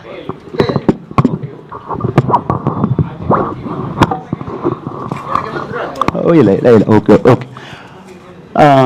ಇದು ಊರಿನ ಬೇಡ ಏನು ಬೇಡ ಸರ್, ಏನು ಬೇಡ. ಊರಿನ ತರಕಾರಿಗೆ ಅಂದರೆ ಈ ತರಕಾರಿ ಸ್ಪೆಷಲ್ ಆಗಿ ಬೆಳೆಯುವವರಿಗೆ, ಈಗ ಘಟ್ಟದ ಪ್ರದೇಶದಲ್ಲಿ ಏನು ಅಂತ ಹೇಳಿದರೆ ಅವ್ರಿಗೆ ಒಂದಷ್ಟು ನಾಲೆಜ್ ಇರ್ತದೆ. ನಮ್ಮ ದಕ್ಷಿಣ ಕನ್ನಡದ ಹಾಗಿಲ್ಲ. ಒಂದು, ನಮಗೆ ಪರಿಸರ ನಮಗೆ ಇದು ಮಾಡ್ತಾ ಇಲ್ಲ, ಹೆಲ್ಪ್ ಮಾಡ್ತಾ ಇಲ್ಲ. ಇನ್ನೊಂದು ಮುಖ್ಯವಾದ ವಿಷಯ ಏನು ಅಂತ ಹೇಳಿದರೆ, ನಮಗೆ ಎಷ್ಟು ಡೋಸೇಜಲ್ಲಿ ಅದನ್ನು ಕೊಡಬೇಕು ಅಂತ ಹೇಳುವಂಥ ಸಹ ಇದಿಲ್ಲ ತರಕಾರಿ. ಅಂದರೆ ಇಲ್ಲಿ ಅಡಿಕೆಗೆ ಸ್ಪ್ರೇ ಕೊಡಬೇಕು ಹೇಗೆ ಹೇಳ್ತಾರೆ, ನಮಗೆ ಅದರ ಬಗ್ಗೆ ಮಾಹಿತಿ ಕೊಡ್ತಾರೆ ಅಧಿಕಾರಿಗಳು. ತರಕಾರಿಗೆ ಇಷ್ಟೇ ಕೊಡಿ ಅಂತ ಹೇಳುವಂಥ ಮಾಹಿತಿಯನ್ನು ನಮ್ಗೆ ಕೊಡ್ತಾ ಇಲ್ಲ. ಸೊ ಇಲ್ಲಿ ಕೃಷಿಕರು ಏನು ಮಾಡ್ತಾರೆ ಅಂತ ಹೇಳಿದ್ರೆ, ಅದಕ್ಕೆ ಹೊಡೆಯುವಂಥ ಆ ಸ್ಪ್ರೇಗಳ, ಅಂದರೆ ಅವ್ರು ಹೇಗೆ ಹೇಳ್ತಾರೆ ಅಂತ ಹೇಳಿದ್ರೆ, ಅಂಗಡಿದಾರ ಒಂಜಿ ಬಾಟ್ಲಿ ಪಾಡ್ರ ಪಂಡಿರು ಏನು 2 ಬಾಟ್ಲಿ ಪಾಡಿ ಅಂತೇಳಿ, ಆ ಥರ. ಅಂದರೆ ಈ ದಕ್ಷಿಣ ಕನ್ನಡದ ತರಕಾರಿಗಳ ವಿಷಯ ಅಂದರೆ ನಮಗೆ ಊರಿನ ತರಕಾರಿ ಅಂತ ಹೇಳುವಂಥ ಆ ಪ್ರೀತಿ ಇದೆ, ಅಂದರೆ ನಾವು ತಗೊಳ್ಳುವಂಥದ್ದು. ಬಟ್ ಇಲ್ಲಿ ಆಗ್ತಾ ಇರುವಂಥ ನಾನು ವಿಷಯವನ್ನು ಹೇಳ್ತಾ ಇರುವಂಥದ್ದು. ಇನ್ನೊಂದು ಏನಂತ ಹೇಳಿದ್ರೆ, ಇದೆಲ್ಲದರಿಂದ ನಾವು ಹಿಂದೆ ಹೋಗ್ಬೇಕಿದೆ. ಅಂದರೆ ನಾವೇನು ಮಾಡ್ಬೋದು ಅಂತ ಹೇಳಿದ್ರೆ, ನಮ್ಮ ತರಕಾರಿಯನ್ನು ನಾವು ಬೆಳೆಯೋದು ಸೂಕ್ತ. ಮತ್ತು ಮಾರುಕಟ್ಟೆಯಲ್ಲಿ ಇನ್ನೊಂದು ನಮ್ಮಲ್ಲಿ ಇದಾಗಿದೆ, ಈಗ ಅಂದರೆ ದಂಧೆ ಆಗ್ತಾ ಇದೆ. ಸಾವಯವ ಅಂತ ಹೇಳುವಂಥ ಬ್ರ್ಯಾಂಡಲ್ಲಿ ಒಂದಷ್ಟು ತರಕಾರಿಗಳನ್ನು ಮಾರಾಟಕ್ಕೆ ಬರ್ತಾ ಇದೆ. ಈ ತರಕಾರಿಗಳು ಸಾವಯವ ಹೌದಾ ಅಲ್ವಾ ಅಂತ ಹೇಳಿ ಸರ್ಟಿಫೈ ಇದೆಲ್ಲವೂ ಸಿಗ್ತದೆ ಸರ್. ಆದರೆ ಸರ್ಟಿಫೈಗೆ ನಾನು ಅಷ್ಟಿದು ಹೇಳಲ್ಲ. ನಾನು ಬೆಳೆದಿರುವಂಥದ್ದು ಮಾತ್ರ ಅದು 100ಕ್ಕೆ 100 ಸಾವಯವ ಅಂತ ಹೇಳುವಂಥದ್ದು ಆತ್ಮತೃಪ್ತಿ ನಮಗಿರ್ತದೆ. ಸೊ ಆದಷ್ಟು ಈ ಒಂದು ಕೆಲಸವನ್ನು ಮಾಡೋಣ.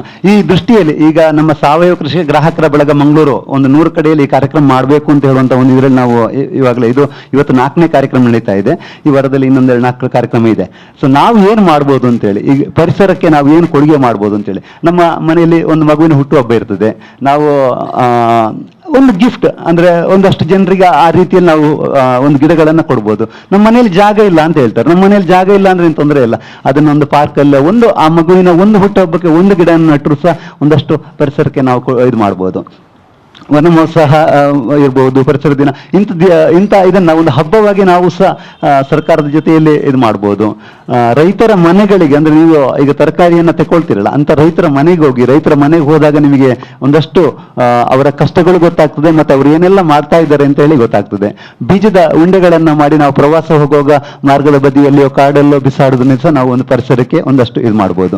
ಸೊ ಇದಾದ ನಂತರ ನಾನು ನೇರವಾಗಿ ನನ್ನ ಸಬ್ಜೆಕ್ಟಿಗೆ ಹೋಗ್ತೇನೆ.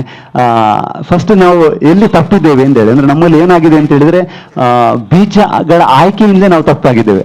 ಸಾವಯವ ಮಾಡಬೇಕು ಅಂತಾದ್ರೆ ನಮ್ಮಲ್ಲಿ ಮುಖ್ಯವಾಗಿ ಬೇಕಾದ ಯಾವುದು ಅಂತ ಹೇಳಿ ನಮ್ಮ ದೇಶಿ ಬೀಜಗಳೇ ಬೇಕು. ಇವತ್ತು ಏನಾಗಿದೆ ಅಂತೇಳಿ ಎಲ್ಲ ಇದಕ್ಕೆ ಸಹ ಬೀಜ ಕಂಪನಿಗಳು ಸ್ಟಾರ್ಟ್ ಆಗಿದೆ. ಅದು ಎಷ್ಟು ಲಾಭದಾಯಕವಾಗಿ ಮಾಡ್ತಾ ಇದ್ದಾವೆ ಅಂತ ಹೇಳುವಂಥದ್ದು ಅಂತ ಹೇಳಿದ್ರೆ, ನಾವು ಮೂಲ್ಕಿಯಲ್ಲಿ ಒಂದು ಕೃಷಿ ಮೇಳ ಮಾಡಿದ್ದೆವು. ಒಂದು ಸ್ಟಾಲ್ 5,000 rupees ರೆಂಟ್ ಇತ್ತು. 5,000 ಕೊಟ್ಟು ಸುಮಾರು 10-12 ಸ್ಟಾಲ್ಗಳು ಬಲ್ಲಿ ಬರಬೇಕು ಅಂತಾದ್ರೆ ಆ ಕಂಪನಿಗಳು ಯಾವ ಹಂತಕ್ಕೆ ಬೆಳೆದಿದ್ದಾವೆ ಅಂತ ಹೇಳುವಂಥದ್ದು ನಾನು ಹೇಳ್ತಾ ಇರುವಂಥದ್ದು. ಒಂದು ಬೀಜ ಮಾರುವಂಥ ಕಂಪನಿಗಳು. ಸೊ ಈ ತರಕಾರಿ ಬೀಜವನ್ನು ಆಯ್ಕೆ ಮಾಡುವಾಗ ಫಸ್ಟ್ ಏನು ಅಂತ ಹೇಳಿದ್ರೆ, ನಾವೊಂದು 10 ಗಿಡ ಇದೆ, 10 ಗಿಡವನ್ನು ನೆಟ್ಟಿದ್ದೇವೆ. 10 ಗಿಡವನ್ನು ನೆಟ್ಟರೆ ನಮ್ಮಲ್ಲಿ ಫ್ಲವರಿಂಗ್ ಒಮ್ಮೆಲೆ ಆಗುದಿಲ್ಲ. ಒಂದೊಂದು ತರಕಾರಿ ಗಿಡದಲ್ಲಿ ಒಂದೊಂದು ಹಂತದಲ್ಲಿ ಆಗ್ತದೆ.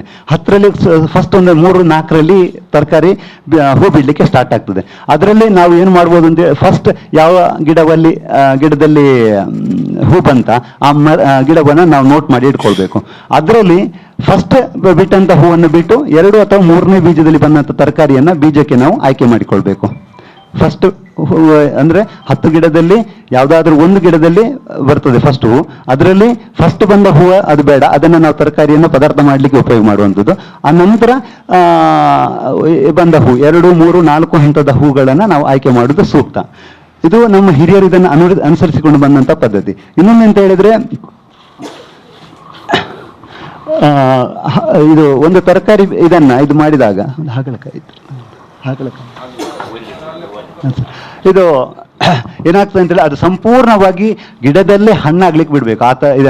ಈ ತರಕಾರಿಯನ್ನು ಸಂಪೂರ್ಣವಾಗಿ ನಾವು ಗಿಡದಲ್ಲೇ ಹಣ್ಣಾಗ್ಲಿಕ್ಕೆ ಬಿಡಬೇಕು.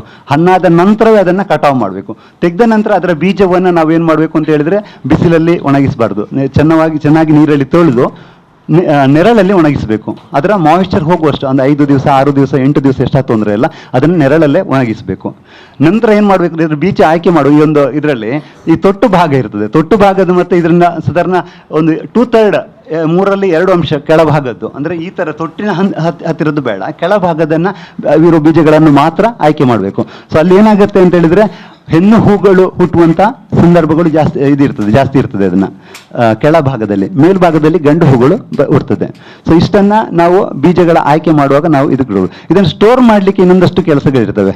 ನಾವೀಗ ಫ್ರಿಡ್ಜ್ ಇದನ್ನೆಲ್ಲ ಯೂಸ್ ಮಾಡ್ತೇವೆ. ಅತಿ ಸುಲಭ ವಿಧಾನ ಏನು ಅಂತ ಹೇಳಿದರೆ, ನಾವು ಇದನ್ನು ಮಾಯಿಶ್ಚರ್ ಇಲ್ಲದಾಗಿ ನೋಡ್ಕೊಳ್ಬೇಕು. ಅಂದರೆ ನೆರಳಲ್ಲಿ ಒಣಗಿಸ್ತೇವೆ ಅಲ್ಲ, ಅದರ ನೀರಿನಂಶ ಸಂಪೂರ್ಣ ಒಣಗುವ ಹಾಗೆ ನೋಡಿಕೊಳ್ಬೇಕು. ಅದು ಒಣಗಿದ ನಂತರ ಏರ್ ಟೈಟ್, ಅಂದರೆ ಆಮ್ಲಜನಕ ಅದಕ್ಕೆ ಸಿಕ್ಕದಂಥ ಒಂದು ಪಾಲಿಥಿನ್ ಇದಿರ್ಬೋದು ಅಥವಾ ಡಬ್ಬದಲ್ಲಿ ಸ್ಟೋರ್ ಮಾಡಿದರೆ ಏನಾಗೋದಿಲ್ಲ. ಅಂದರೆ ಯಾವುದೇ ಗಿಡ ಹುಟ್ಟಬೇಕು ಅಥವಾ ಫಂಗಸ್ ಬರಬೇಕಿದ್ರೆ 2 ಕಂಡೀಷನ್ ಇರ್ತದೆ. ಒಂದು ಮಾಯಿಶ್ಚರ್ ಇರಬೇಕು, ಇಲ್ಲ ಅಂದರೆ ಅದಕ್ಕೆ ಆಕ್ಸಿಜನ್ ಸಿಗಬೇಕು. ಇದು 2 ಸಿಕ್ಕಿಲ್ಲ ಅಂದರೆ ಆ ಬೀಜ ಸುರಕ್ಷಿತವಾಗಿ ಇರ್ತದೆ. ನಾನು ತುಂಬ ಗೆಡ್ಡೆಗಳನ್ನು ಬೆಳೆಯುವ, ಸುಮಾರು ನನ್ನಲ್ಲಿ 64 ವೆರೈಟಿ ಗೆಡ್ಡೆಯನ್ನು ಬೆಳಿತೇನೆ.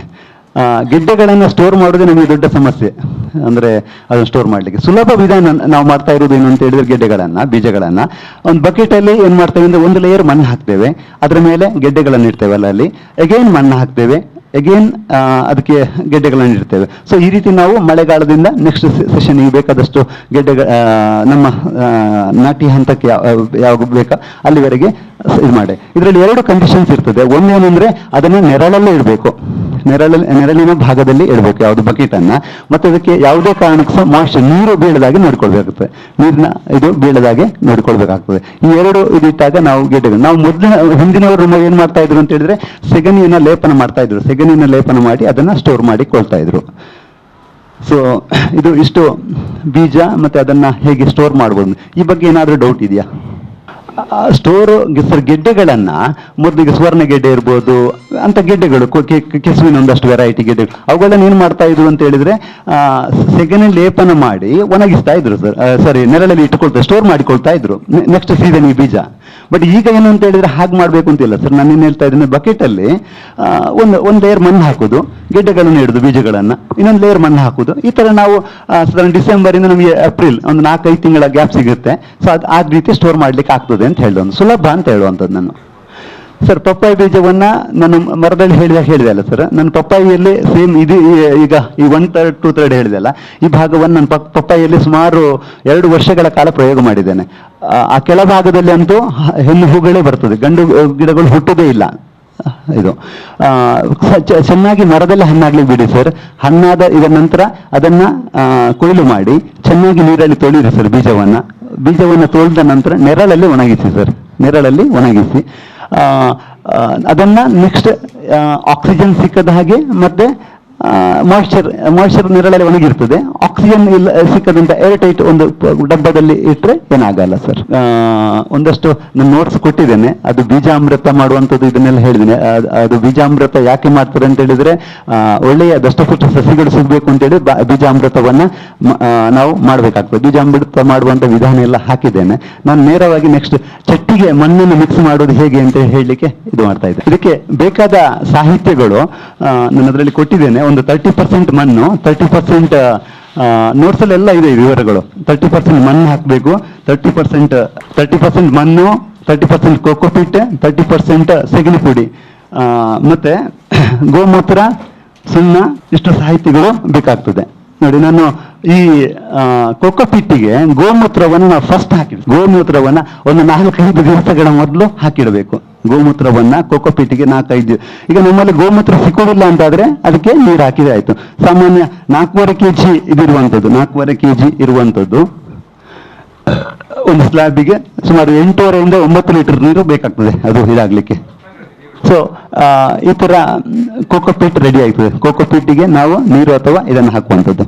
ಸೊ ನಮ್ಮ ಜಾಗದಲ್ಲಿರುವಂಥ ಮಣ್ಣೆ ಸರ್ ಇದು ಕೋಕೋಪಿಟ್ ಅಂತೇಳಿ, ತೆಂಗಿನ ಗರಿಯಿಂದ ಮಾಡುವಂಥ ಕೋಕೋಪಿಟ್. ಅದು ಮಾರ್ಕೆಟಲ್ಲಿ ಅವೈಲಬಿಲಿಟಿ ಇದೆ. ದುಡ್ಡು ಕೊಟ್ಟು ಈಗ ಸ್ವಲ್ಪ ನಮ್ಮ ಫೈನಾನ್ಷಿಯಲ್ ನಾನು ಆ ಥರ ಇದು ಮಾಡ್ತೇನೆ. ನಮ್ಮ ಮನೆಯಲ್ಲಿರುವಂಥ ಒಂದು ವೇಸ್ಟೇಜ್ ಅದನ್ನು ಸಹ ಉಪಯೋಗ ಮಾಡಿಕೊಳ್ಬೋದು. ಅದೇ ಇದೇ ಹಾಕಬೇಕು ಅಂತ ಏನಿಲ್ಲ. ಈಗ ನಾವು ಹೇಳಿದ ಪ್ರಮಾಣದಲ್ಲಿ ಕೋಕೋಪಿಟ್ಟೆ ಹಾಕಬೇಕು ಆ ಥರ ಏನಿಲ್ಲ. ತರಗೆಲ್ಲ ಸಿಕ್ಕಿದೆ ಅದನ್ನು ಹಾಕ್ಬೋದು, ಅಥವಾ ಗೊಬ್ಬರದ ವೇಸ್ಟ್ ನಮ್ಮಲ್ಲಿ ಇದೆ ಅದನ್ನು ಸಹ ಹಾಕ್ಬೋದು. ಆ ಥರದ್ದು ಯಾವುದನ್ನು ಸಹ ಹಾಕ್ಕೊಳ್ಬೋದು. ಪರ್ಸೆಂಟೇಜ್ ಇದೇ ಆಗಬೇಕು, ಕೋಕೋಪಿಟ್ ಆಗಬೇಕು ಅಂತ ಹೇಳುವಂಥದ್ದು ಏನಿಲ್ಲ. ನೆಕ್ಸ್ಟ್ ಸೆಗಣಿ ಪುಡಿ, ಅಷ್ಟೇ ಪ್ರಮಾಣದ ಸೆಗಣಿ ಪುಡಿ. ಕೋಕೋಪಿಟ್ ನಾವು ಎಷ್ಟು ವಾಲ್ಯೂಮಲ್ಲಿ ಹಾಕ್ತೇವೋ ಅಷ್ಟೇ ವಾಲ್ಯೂಮ್ ಇದ್ದು ಸೆಗಣಿಯ ಪುಡಿ. ಸರ್ ಪಾಟ್ ಮಿಕ್ಸ್ ಹೇಳ್ತಾ ಇದ್ದೀನಿ ಸರ್, ಪಾಟ್ ಮಿಕ್ಸ್ ಚಟ್ಟಿಗಳಿಗೆ. ಸೊ ಅಷ್ಟು ಸಾಕು. ಅಷ್ಟೇ ಪ್ರಮಾಣದ್ದು, ಅಂದರೆ ಅದು ಒಂದು 30% ಈಗ ನಾನು ಅದರದ್ದು ನಾವು ಏನು ಬೇಕಾ ಒಂದು ಚಟ್ಟಿಗೆ ಅದರ 30% ಇಟ್ಟುಕೊಳ್ತೇನೆ. 30% ಸೆಗಣಿಯ ಪುಡಿ ಮಾಡ್ತೇನೆ. ಆನಂತರ 30% ಮಣ್ಣು, ನಮ್ಮ ಜಾಗದ ಮಣ್ಣು. ಸ್ವಲ್ಪ ಸುಣ್ಣ ಹಾಕುದು ಒಳ್ಳೆಯದು. ಸುಣ್ಣ ಹಾಕಿದಾಗ ಏನಾಗ್ತದೆ ಅಂತೇಳಿ ಬೇರು ಹುಳುಗಳಿಗೆ ಬರುವಂತಹ ಒಂದಷ್ಟು ಸಮಸ್ಯೆಗಳು ಕಡಿಮೆ ಆಗ್ತದೆ. ಮತ್ತೆ ಬೇರುಗಳು ಚೆನ್ನಾಗಿ ಹೋಗ್ಲಿಕ್ಕೆ ಅದು ಅವಕಾಶ ಮಾಡಿ ಕೊಡ್ತದೆ.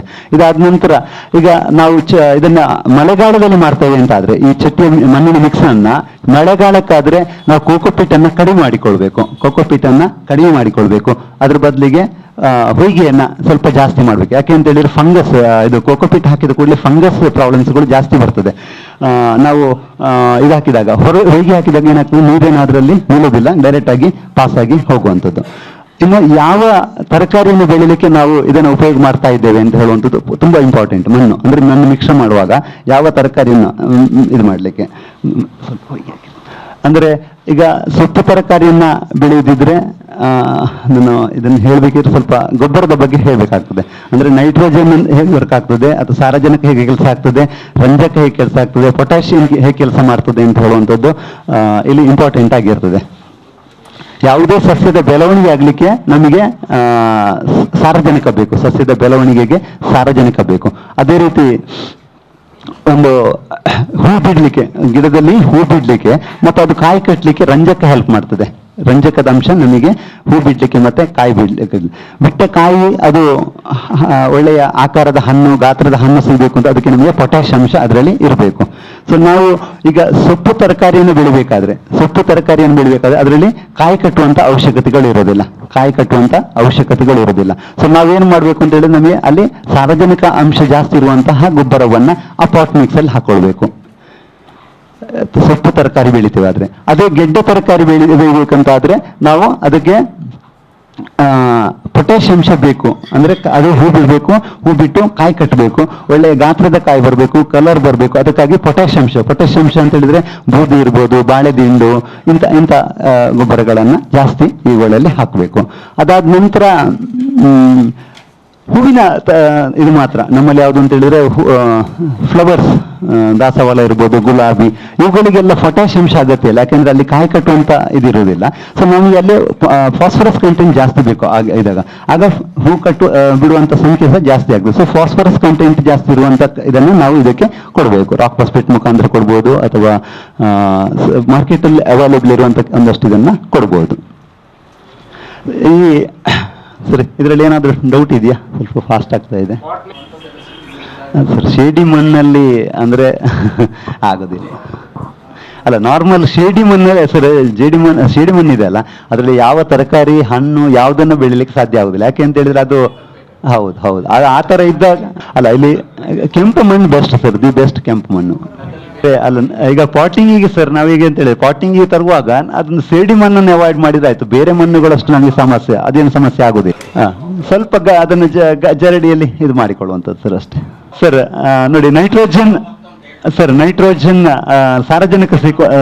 ಸಾರಜನಕ ಮೀನಿನ ಗೊಬ್ಬರಗಳೇ ಬರ್ತದೆ. ಮೀನು ಅವುಗಳಲ್ಲಿ ಅತಿ ಹೆಚ್ಚು ಇದೆ. ಮತ್ತೆ ದನದ ಸೆಗಣಿ, ಗೋಮೂತ್ರ, ಇವುಗಳಲ್ಲಿ ಈ ಕಂಟೆಂಟ್ ಇದೆ ಸರ್.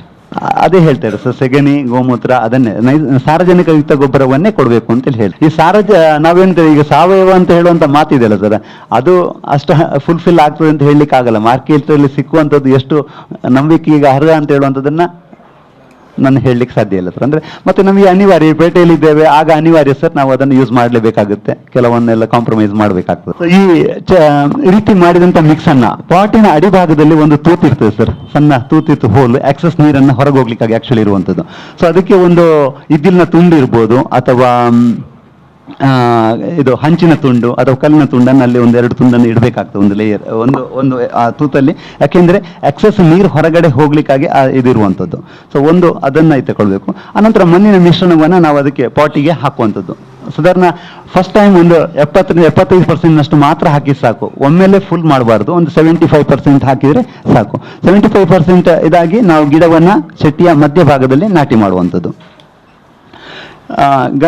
ಫಸ್ಟ್ ಏನಂತ ಹೇಳಿದ್ರೆ, ನಾವು ಗಿಡವನ್ನು ನಾಟಿ ಮಾಡುವಾಗ ಏನಾಗ್ತದೆ ಅಂದ್ರೆ ಅದಕ್ಕೆ ಸಹ ಸ್ಟ್ರೆಸ್ ಆಗ್ತದೆ. ಈಗ ನಾವು ಮೇಲೆ ಸಡನ್ ಆಗಿ ಬಿದ್ದರೆ ನಮಗೆ ಸಹ ಸ್ಟ್ರೆಸ್ ಆಗ್ತದಲ್ಲ. ಗಿಡ ನಾಟಿ ಮಾಡಿದ ಕೂಡಲೇ ಅದಕ್ಕೆ ಒಂದು ನೀರನ್ನು ಅಂದ್ರೆ ಸ್ವಲ್ಪ ಅದಕ್ಕೆ ಚಿಮುಕಿಸುವಂಥದ್ದು. ಸೊ ಇದೆಲ್ಲ ಬೇಸಿಕ್ ವಿಷಯಗಳು. ಸೊ ಈ ಪಾಟ್ ಆದ ನಂತರ ಹಂತವಾಗಿ ಗಿಡದ ಬೆಳವಣಿಗೆ ನೋಡಿ ಮತ್ತೆ ನಾವು ಅದಕ್ಕೆ ಪಾಟಿಗೆ ಮಣ್ಣನ್ನು ಹಾಕ್ತಾ ಇರುವ, ನಮ್ಮಲ್ಲಿ ಈ ಮಿಕ್ಸ್ ಇರ್ತದೆ, ನಾವು ಹಾಕ್ತಾ ಇರುವಂಥದ್ದು.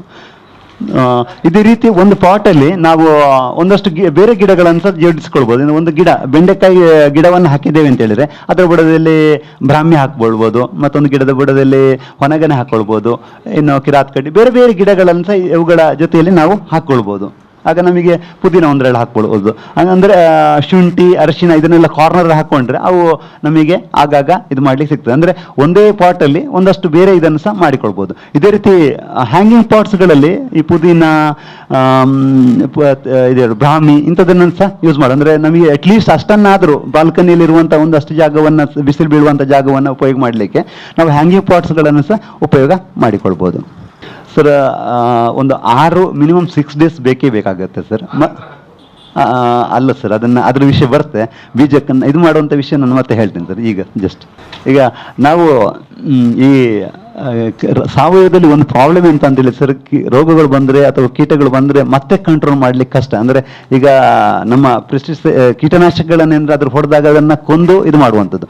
ಸಾವಯವದಲ್ಲಿ ನಾವೇನು ಅದು ಬರದ ಹಾಗೆ ಏನು ಮಾಡಿಕೊಳ್ಬೋದು ಅಂತ ಹೇಳುವಂಥದ್ದು ತುಂಬಾ ಇಂಪಾರ್ಟೆಂಟ್. ಅಂದ್ರೆ ರೋಗ ಬಂದ ನಂತರ ನಾವು ತಲೆ ಬಿಸಿ ಮಾಡೋದಕ್ಕಿಂತ ಬರದ ಹಾಗೆ ಏನು ಮಾಡಿಕೊಳ್ಬೋದು ಅಂತೇಳಿ.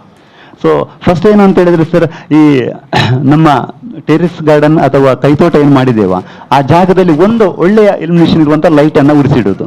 ಸಂಜೆ 6 ರಿಂದ 9 ಗಂಟೆ ಹೊತ್ತಲ್ಲಿ ಒಂದು ಲೈಟ್, ಒಳ್ಳೆಯ ಲೈಟ್, ಬೆಳಕು ಇರುವಂಥದ್ದು, ಟ್ಯೂಬ್ ಲೈಟ್ ಇರ್ಬೋದು ಅಥವಾ ಒಂದು ಇಲ್ಯುಮಿನೇಷನ್ ಇರುವಂಥ ಲೈಟ್. ಸೊ ಅದರ ಅಡಿಭಾಗದಲ್ಲಿ ಒಂದು ಚಟ್ಟಿಯಲ್ಲಿ ಈ ಥರ ನೀರು ಇಟ್ಕೊಳ್ಬೇಕು.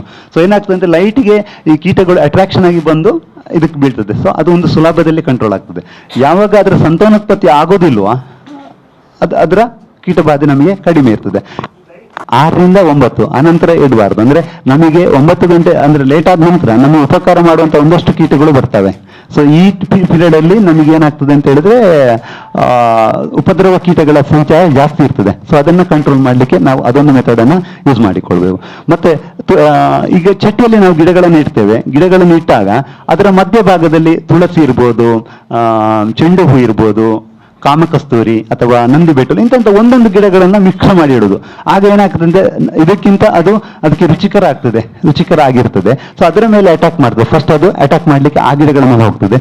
ನಮ್ಮ ತರಕಾರಿ ಗಿಡಗಳನ್ನ ನಾಶ ಮಾಡುವಂಥದ್ದು ಇದು ಕಡಿಮೆ ಆಗ್ತದೆ. ನೆಕ್ಸ್ಟ್ ಈ ತರದ ಫೆರೋಮೆನ್ ಟ್ರಾಪರ್ಸ್ಗಳು ಮಾರ್ಕೆಟ್ ಅಲ್ಲಿ ಲಭ್ಯ ಇರ್ತದೆ. ಫೆರೋಮೆನ್ ಟ್ರಾಪರ್ಸ್ಗಳು ಈ ತರ ಮಾರ್ಕೆಟ್ ಅಲ್ಲಿ ಲಭ್ಯ ಇದೆ. ಇದರಲ್ಲಿ ಒಂದು ಕೆಮಿಕಲ್ ಟ್ಯಾಬ್ಲೆಟ್ ಇರ್ತದೆ. ನಾವು ಒಂದು ಕಡೆ ಹ್ಯಾಂಗ್ ಮಾಡಿಟ್ರೆ ಇದಕ್ಕೆ ಅಟ್ರಾಕ್ಟ್ ಆಗಿ ಬರ್ತದೆ. ಕೀಟಗಳು ಅಟ್ರಾಕ್ಟ್ ಆಗಿ ಇದಕ್ಕೆ ಬರ್ತವೆ ಮತ್ತೆ ಇದರ ಒಳಗಡೆ ಹೋಗ್ತವೆ. ಒಳಗಡೆ ಹೋದ ನಂತರ ಈ ಕೀಟಗಳಲ್ಲಿ ಒಂದು ಸಮಸ್ಯೆ ಏನಂದ್ರೆ ಅದಕ್ಕೆ ಒಳಗೆ ಹೋಗ್ಲಿಕ್ಕೆ ದಾರಿ ಗೊತ್ತಿರ್ತದೆ. ಅಂದ್ರೆ ಇದರಲ್ಲಿ ಅದು ಮತ್ತೆ ಮೇಲ್ಭಾಗಕ್ಕೆ ಬಂದು ಅಲ್ಲಿ ರೆಕ್ಕೆ ಹೊಡೆದು ಅದರ ಒಳಗಡೆ ಸಾಯ್ತದೆ. ಅದು ಇದಿರುವಂಥದ್ದು. ಅಥವಾ ಅಲ್ಲಲ್ಲಿ ಇದು ತುಂಬಾ ಪರಿಣಾಮಕಾರಿಯಾದಂತ ಒಂದು ಕೀಟನಾಶಕವನ್ನ ಇದು ಮಾಡ್ಲಿಕ್ಕೆ ತುಳಸಿ ನಮ್ಮ ಮನೇಲಿ ಬೇಕಾದಷ್ಟು ಇರ್ತದೆ. ಒಂದ್ ದಿವಸ ನಾವು ಪೂಜೆಗೆ ಇದು ಮಾಡಿದ್ರೆ ಅದ ಮರುದಿವಸ ಅದನ್ನು ಸಹ ಉಪಯೋಗ ಮಾಡಿಕೊಳ್ಬಹುದು. ಅದನ್ನ ಮಿಕ್ಸಲ್ಲಿ ಸ್ವಲ್ಪ ಗ್ರೈಂಡ್ ಮಾಡಿ ಈ ಬಾಟ್ಲಿನ ಒಂದು 30% ತುಳಸಿ ರಸವನ್ನ ಅಲ್ಲಲ್ಲಿ ಹ್ಯಾಂಗ್ ಮಾಡಿ. ಇದೆಷ್ಟು ಪರಿಣಾಮ ಅಂತ ಹೇಳಿದ್ರೆ ನಾವು ತುಳಸಿ ರಸವನ್ನ ಬಾಟ್ಲಲ್ಲಿ ಹಾಕಿಕೊಂಡು ಹೋಗುವಾಗಲೇ ಹಣ್ಣು ಕಾರಕ ಹುಳಗಳೆಲ್ಲ ಇದರ ಹತ್ರ ಅಟ್ರಾಕ್ಟ್ ಆಗಿ ಬರ್ತವೆ. ಅಷ್ಟು ಫಾಸ್ಟ್ ಪರಿಣಾಮ ಆಗ್ತದೆ ಇದು ಈ ಒಂದು ಮೆಥಡ್. ಇನ್ನೊಂದಂತ ಹೇಳಿದ್ರೆ ಇದ್ರ ಮಧ್ಯದಲ್ಲಿ ಒಂದು ಹೋಲ್ ಮಾಡಿಕೊಳ್ಬೇಕಾಗ್ತದೆ. ಅರ್ಧ ಬಾಟ್ಲಿನ ಒಂದು ಅರ್ಧ ಇಂಚಿನ ಹೋಲ್ ಮಾಡಿಕೊಳ್ಬೇಕು. ಸೊ ಇದ್ರ ಒಳಗಡೆ ಬಂದ ಕೀಟಗಳು ಮತ್ತೇನ್ ಮಾಡ್ತದೆ, ಈ ಕೀಟಗಳದ್ದು ಇದೇನಂದ್ರೆ ಅದು ಮೇಲ್ಭಾಗಕ್ಕೆ ಹಾರಾಟ ಮಾಡ್ತದೆ. ಇದರಿಂದ ಹೊರಗೆ ಬರುವುದೇ ಇಲ್ಲ. ಮೇಲ್ಭಾಗದಲ್ಲಿ ಬಂದು ರೆಕ್ಕೆ ಹೊಡೆದು ಕೆಳಗೆ ಈ ತುಳಸಿ ರಸದಲ್ಲಿ ಬಿದ್ದು ಸಾಯ್ತದೆ. ಇದು ತೀರಾ ತುಂಬಾ ಉಪಯೋಗ ಆಗುವಂತ ಒಂದು ಮೆಥಡ್. ಇರುವೆಗಳಿಂದ ನಮಗೆ ಸಣ್ಣದಿರುವಾಗ ಒಂದಷ್ಟು ಸಮಸ್ಯೆಗಳು ಬರ್ತದೆ ಸರ್. ಸ್ವಲ್ಪ ಅರಶಿನ ಹುಡಿ ಇಂಥದನ್ನೇ ಉಪಯೋಗ ಮಾಡ್ಬೇಕಷ್ಟೆ, ಅಥವಾ ಕಹಿ ಬೇವಿನ ಹಿಂಡಿ ಇವುಗಳನ್ನು ಉಪಯೋಗ ಮಾಡಿ ನಾವು ಒಟ್ಟಿಗೆ ಮಾಡ್ಬೇಕಷ್ಟೇ. ಇದರ ಹೈಟ್ ಅಲ್ಲಿ ಬಂದ ಏನ್ ಸಿಕ್ಕಿದೆ ಅಲ್ಲಿ ಕೂತ್ಕೊಳ್ತದೆ. ಅದನ್ನ ಅದರ ಹಲ್ಲನ್ನು ಶಾರ್ಪ್ ಮಾಡ್ತಾ ಅದು ಎದ್ದು ಹೋಗ್ತದೆ. ಅದು ಅಂದ್ರೆ ಸಪರೇಟ್ ಆಗಿರುವಂತಹ ಗಿಡಗಳನ್ನ ಆಯ್ಕೆ ಮಾಡ್ತದೆ. ಸೊ ಇದು ಮೇಲ್ಭಾಗದಲ್ಲಿ ಸಿಕ್ಕೋ ಒಂದು. ಇನ್ನೊಂದಂದ್ರೆ ಈ ಇಟ್ಟುವ ಕಡ್ಡಿ ಸ್ವಲ್ಪ ಸಾಫ್ಟ್ ಆಗಿರ್ಬೇಕು ಮತ್ತೆ ಕೀಟದ ಮೌತ್ ಸೈಜ್ಗೆ ಸರಿಯಾಗಿರ್ಬೇಕು. ಅದೆರಡು ಟೆಕ್ನಿಕ್ ಅನ್ನು ಯೂಸ್ ಮಾಡಿದ್ರೆ ಇದು 100ಕ್ಕೆ 100 ವರ್ಕೌಟ್ ಆಗುವಂತ ಇದು. ಅಂದ್ರೆ ಸಸ್ಯ ನಾವು ತರಕಾರಿ ಬೆಳೆಸುವಾಗ ಏನಂದ್ರೆ ನಮಗೆ ತುಂಬಾ ಕಷ್ಟದ ಪೀರಿಯಡ್ ಯಾವಾಗ ಹೇಳಿದ್ರೆ ಒಂದು ಬಿತ್ತನೆ ಮಾಡಿ 10 ರಿಂದ 12 ದಿವಸ ಈ ಮಾಡಿದೆ. ಸೊ ಇದು ಅತ್ಯಂತ ನಮಗೆ ಪ್ರಯೋಜನಕಾರಿ ಆಗುವಂತ ಒಂದು ಇದು. ಹೆಚ್ಚಾಗಿ ಬೆಳೆಯುವವರಿಗೆ ಇದು ತುಂಬ ಪ್ರಯೋಜನ. ನಮ್ಮ ತೋಟ ಬೇರೆ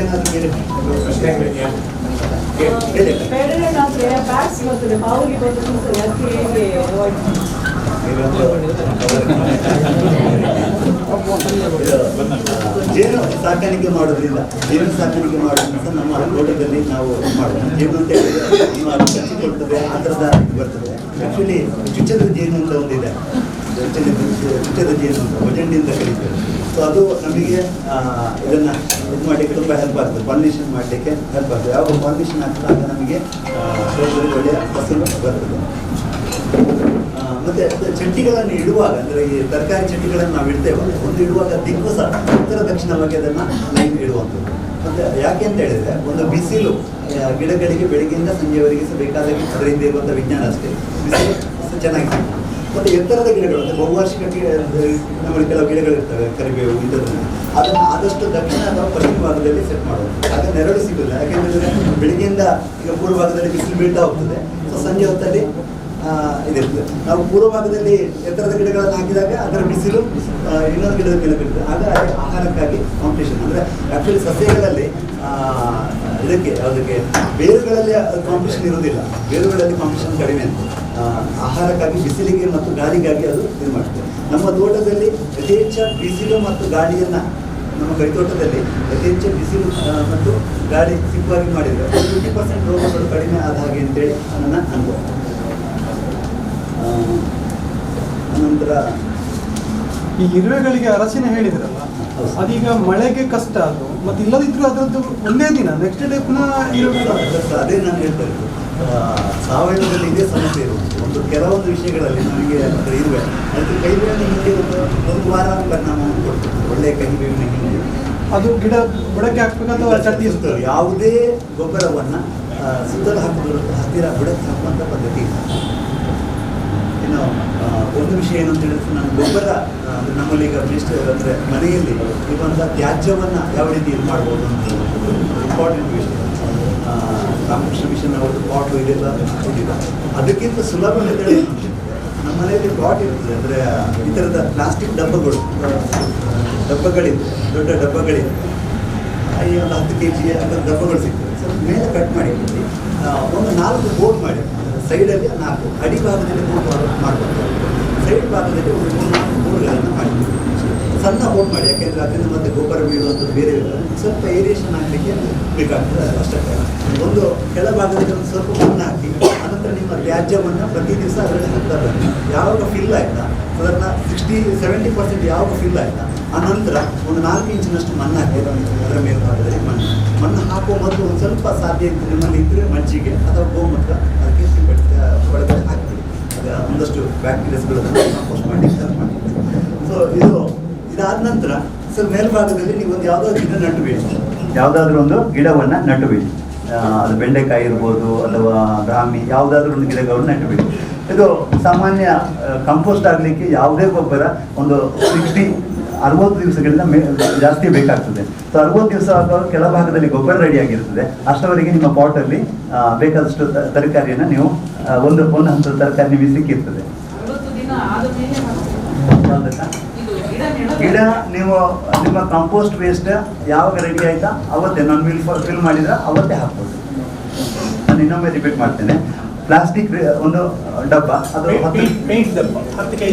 ಓಕೆ, ಪೇಂಟ್ ಡಬ್ಬ, ಯಾವ್ದು ಡಬ್ಬ ಸರ್ ತೊಂದರೆ ಇಲ್ಲ. ಅಥವಾ ಚಾಕ್ಲೇಟ್ ಡಬ್ಬಗಳು ಬರ್ತದೆ, ಅದೊಂದು ಸಹ ಉಪಯೋಗ ಮಾಡ್ಬೋದು. ಸಣ್ಣ ಹೋಲ್ ಮಾಡಿ ಸರ್, ದೊಡ್ಡ ಹೋಲ್ ಮಾಡಬೇಡಿ, ಒಂದು 3-4 ಹೋಲ್ಗಳನ್ನು ಮಾಡಿ. ಇದಕ್ಕಿಂತ ಖರ್ಚಿಲ್ಲ ನಮಗೆ. ಒಂದು ಅಡಿಭಾಗದಲ್ಲಿ ಯಾವುದೇ ಭಾಗಕ್ಕೂ ಸಹ ಇದು ಮಾಡಬೇಡಿ.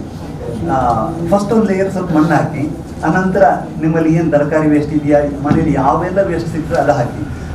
ಸ್ವಲ್ಪ ಅಂದರೆ ಮಾಯಿಶ್ಚರ್, ಅಂದರೆ ಈ ತರಕಾರಿ ಇದೆಲ್ಲ ಹಾಕುವಾಗ ಸ್ಮೆಲ್ ಇದೆಲ್ಲ ಕಡಿಮೆ ಮಾಡಲಿಕ್ಕೆ ಏನು ಮಾಡ್ಬೋದು ಅಂತ ಹೇಳಿದರೆ, ಸ್ವಲ್ಪ ಡ್ರೈ ವೇಸ್ಟ್ಗಳನ್ನು ಹಾಕುವಂಥ ಒಂದು ತರಗೆಲೆ ಇರ್ಬೋದು. ಆ್ಯಕ್ಚುಲಿ ಪೇಪರ್ ಇದನ್ನೆಲ್ಲ ಹಾಕಲಿಕ್ಕೆ ಹೇಳ್ತಾರೆ, ನನಗೆ ಅದಷ್ಟು ಇಷ್ಟ ಇಲ್ಲ. ಇದನ್ನು ಹಾಕಿ, ಯಾವುದು ಅಂತ ಹೇಳಿದರೆ ತರಗೆಲೆ ಅಥವಾ ಮರದ ಸಣ್ಣ ಚೂರುಗಳು, ಈ ಥರ ಜುಟ್ಟು ಅಂಥದನ್ನೆಲ್ಲ ಡ್ರೈ ವೇಸ್ಟ್ಗಳನ್ನು ಹಾಕ್ಕೊಳ್ಳುವಂಥದ್ದು. ಅದಾಗಿ ಒಂದು 70% ಭಾಗ ಮುಚ್ಚಿತು ಅಂತ ಹೇಳುವಾಗ, ಸೊ ನೀವು ಏನು ಮಾಡಿ ಅಂತಂದರೆ ಇನ್ನೊಂದು 4 ಇಂಚು ಮಣ್ಣು ಹಾಕಿ, ನಮ್ಮ ಕಂಪೋಸ್ಟ್ ಮಿಕ್ಸ್ ಇರ್ತದಲ್ಲ ಅದನ್ನು ಹಾಕಿ ಒಂದು ತರಕಾರಿ ಗಿಡವನ್ನು ನಟ್ಟು ಬಿಡಿ. ಅಥವಾ ಮೆಣಸಿನಕಾಯಿ ಇರ್ಬೋದು, ಬೆಂಡೆಕಾಯಿ ಇರ್ಬೋದು, ಅಥವಾ ಸೊಪ್ಪಿನ ತರಕಾರಿ ಯಾವ್ದು ಬೇಕಿದ್ರೆ ಹಾಕಿಬಿಡಿ. ಸೊ ಏನಾಗುತ್ತೆ ಅಂತಂದರೆ ಕೆಳಗಡೆ ಕಂಪೋಸ್ಟ್ ಅದು ಯಾವುದೇ ಗೊಬ್ಬರ ಕಂಪೋಸ್ಟ್ ಆಗಲಿ ಕಳೀಲಿಕ್ಕೆ ಮಿನಿಮಮ್ ಒಂದು 60-70 ಡೇಸ್ ಬೇಕೇ ಬೇಕು. ಸೊ ಅಷ್ಟಾಗುವ ನಿಮಗೆ ಇಲ್ಲಿ ತರಕಾರಿ ಒಂದು ನಿಮಗೆ ಸಿಕ್ಕಿರ್ತದೆ, ಗೊಬ್ಬರ ರೆಡಿಯಾಗಿರ್ತದೆ. ಇಂಥ ಒಂದು 3-4-5 ಪಾಟ್ಗಳನ್ನು ನಿಮ್ಮ ಮನೆಯಲ್ಲಿ ಇಟ್ಟುಕೊಂಡ್ರೆ ನಿಮಗೆ ಗೊಬ್ಬರವೂ ಸಹ ರೆಡಿ ಆಗ್ತಾ ಇರ್ತದೆ. ನಮ್ಮ ಜಾಗವನ್ನು ಸಹ ನಾವು ಉಪಯೋಗ ಮಾಡಿಕೊಂಡಾಗ್ತದೆ. ಮತ್ತು ಸರ್, ಇದು ಬಿಸಿಲು ಇಲ್ಲದ ಜಾಗದಲ್ಲಿ ಇಡ್ಲಿಕ್ಕೆ ಆಗುವುದಿಲ್ಲ. ಯಾಕೆಂತ ಹೇಳಿದರೆ ನಾವು ತರಕಾರಿ ಗಿಡವನ್ನು ಇದು ಮಾಡ್ತೇವಲ್ಲ, ಗೊಬ್ಬರ ಮಾಡುವಂಥ ಬರೀ ಗೊಬ್ಬರ ಮಾತ್ರ ಮಾಡ್ತೇವೆ ಅಂತ ಹೇಳಿದ್ರೆ ನಮಗೆ ಅದು ಬಿಸಿಲು ಅವಶ್ಯಕತೆ ಇಲ್ಲ, ನೆರಳಲ್ಲಿ ಇರ್ಬೋದು. ಆದರೆ ನಾವು ತರಕಾರಿಯನ್ನು ಜೊತೆಯಲ್ಲಿ ಬೆಳೆಯುವಾಗ ಅದಕ್ಕೆ ಬಿಸಿಲಿಲ್ಲದೆ ಬೆಳೀಲಿಕ್ಕೆ ಆಗುವುದಿಲ್ಲ. ಫ್ಲಾಟಲ್ಲಿ ಬಾಲ್ಕನಿ ಸೈಡಲ್ಲಿ ಜಾಗ ಇರುತ್ತಲ್ಲ, ನಡೀತದೆ. ಈಗ ತರಕಾರಿ ಇದು ವೇಸ್ಟ್ ಡೈರೆಕ್ಟ್ ಹಾಕಿದ್ರೆ, ಈಗ ನಾನು ಬೆಳೀತಾ ಇದ್ದೀನಿ 10-15 ಪಾಟ್ ನಾನು ಇಟ್ಟಿದ್ದೀನಿ. ಡೈಲಿ ಏನೇನು ವೇಸ್ಟ್ ಬರುತ್ತೋ ಡೈರೆಕ್ಟ್ ಆಗಿ ಹಾಕ್ತೀವಿ. ಒಳ್ಳೆ ಎಫೆಕ್ಟ್ ಬಂದಿದೆ. ಆದ್ರೆ ಏನು ಸಮಸ್ಯೆ ಮೇಡಮ್ ಗೊತ್ತಾ, 10 ನೀವು ಡೈರೆಕ್ಟ್ ಆಗಿ ಯಾವುದೇ ತರಕಾರಿ ವೇಸ್ಟ್ ಅನ್ನು ಹಾಕಿದಾಗ ಈ ಬಸವನ ಹುಳು, ಅಂದರೆ ನೀವು ಫ್ಲ್ಯಾಟಲ್ಲಿ ಇರ್ಬೋದು ಬಹುಶಃ, ಅಂಥ ಸಮಸ್ಯೆಗಳಿಲ್ಲ. ಸ್ವಲ್ಪ ಕೈತೋಟಕ್ಕೆ ಬಂದಾಗ ನಿಮಗೆ ಬಸವನ ಹುಳು, ಇಂಥ ಕೀಟಗಳು, ಹುಳಗಳದ್ದೆಲ್ಲ ಉಂಟು. ನಾವು ಅವರಿಗೆ ಆಮಂತ್ರಣ ಕೊಟ್ಟು ತರದಾಗ ನನಗೆ ಒಂದೇ ಒಂದು ಪ್ರಾಬ್ಲಮ್ ಆಗಿದೆ ಅಂದರೆ ಇರುವುದು ಅದೆಲ್ಲವೂ ಸಹ ಆಗಿದೆ. ಅಂದರೆ ನಾವು ಆಮಂತ್ರಣ ಕೊಟ್ಟು ಕರೆದಾಗೆ ಆಯಿತು ಅಂತೇಳಿ. ಯಾವತ್ತೂ ಸಹ ಗೊಬ್ಬರ ಇದಾಗದೆ ಹಾಕಿದಾಗ ಇದೇ ಸಮಸ್ಯೆ ಬರ್ತದೆ. ಈಗ ಮಣ್ಣು ಹಾಕಿ ಮೇಲೆ ಹಸಿ ಅದ್ರ ಮೇಲೆ ಮತ್ತೆ ಕವರ್ ಕೊಡ್ಬೇಕಾ? ಈಗ ಕಾಕ್ತಾ ಇರ್ತೀವಿ ಪೇಪರ್ ಇಟ್ಕೊಡಿ ಸರ್. ನೀವು ಅಂದರೆ ಸ್ಮೆಲ್ ಇದೆಲ್ಲ ಬರ್ತದೆ ಅಂತ ಮನೆಯಲ್ಲಿ ಒಂದು ಪೇಪರ್ ಪೀಸ್ ಹಾಕೊಳ್ತಾ ಹೋಗಿ ಮೇಲೆ ಒಂದು ಪೇಪರ್ ನಿಮಗೆ ಸ್ಮೆಲ್ ಬರ್ತದೆ ಆ ದಿವಸದ ಇದಕ್ಕೆ ಅಂತ ಹೇಳಿ, ಅಥವಾ ಒಂದೇನಾದ್ರು ಪ್ಲಾಸ್ಟಿಕ್ ಏನಾದ್ರು ಆ ಥರ ಇದು ಮಾಡಿಕೊಂಡ್ರೆ ಒಂದು ಹಂತದಲ್ಲಿ 70% ಯಾವಾಗ ಆಯ್ತು ಆ ಥರ ಇದು ಮಾಡಿಕೊಳ್ಳಿ ಸರ್.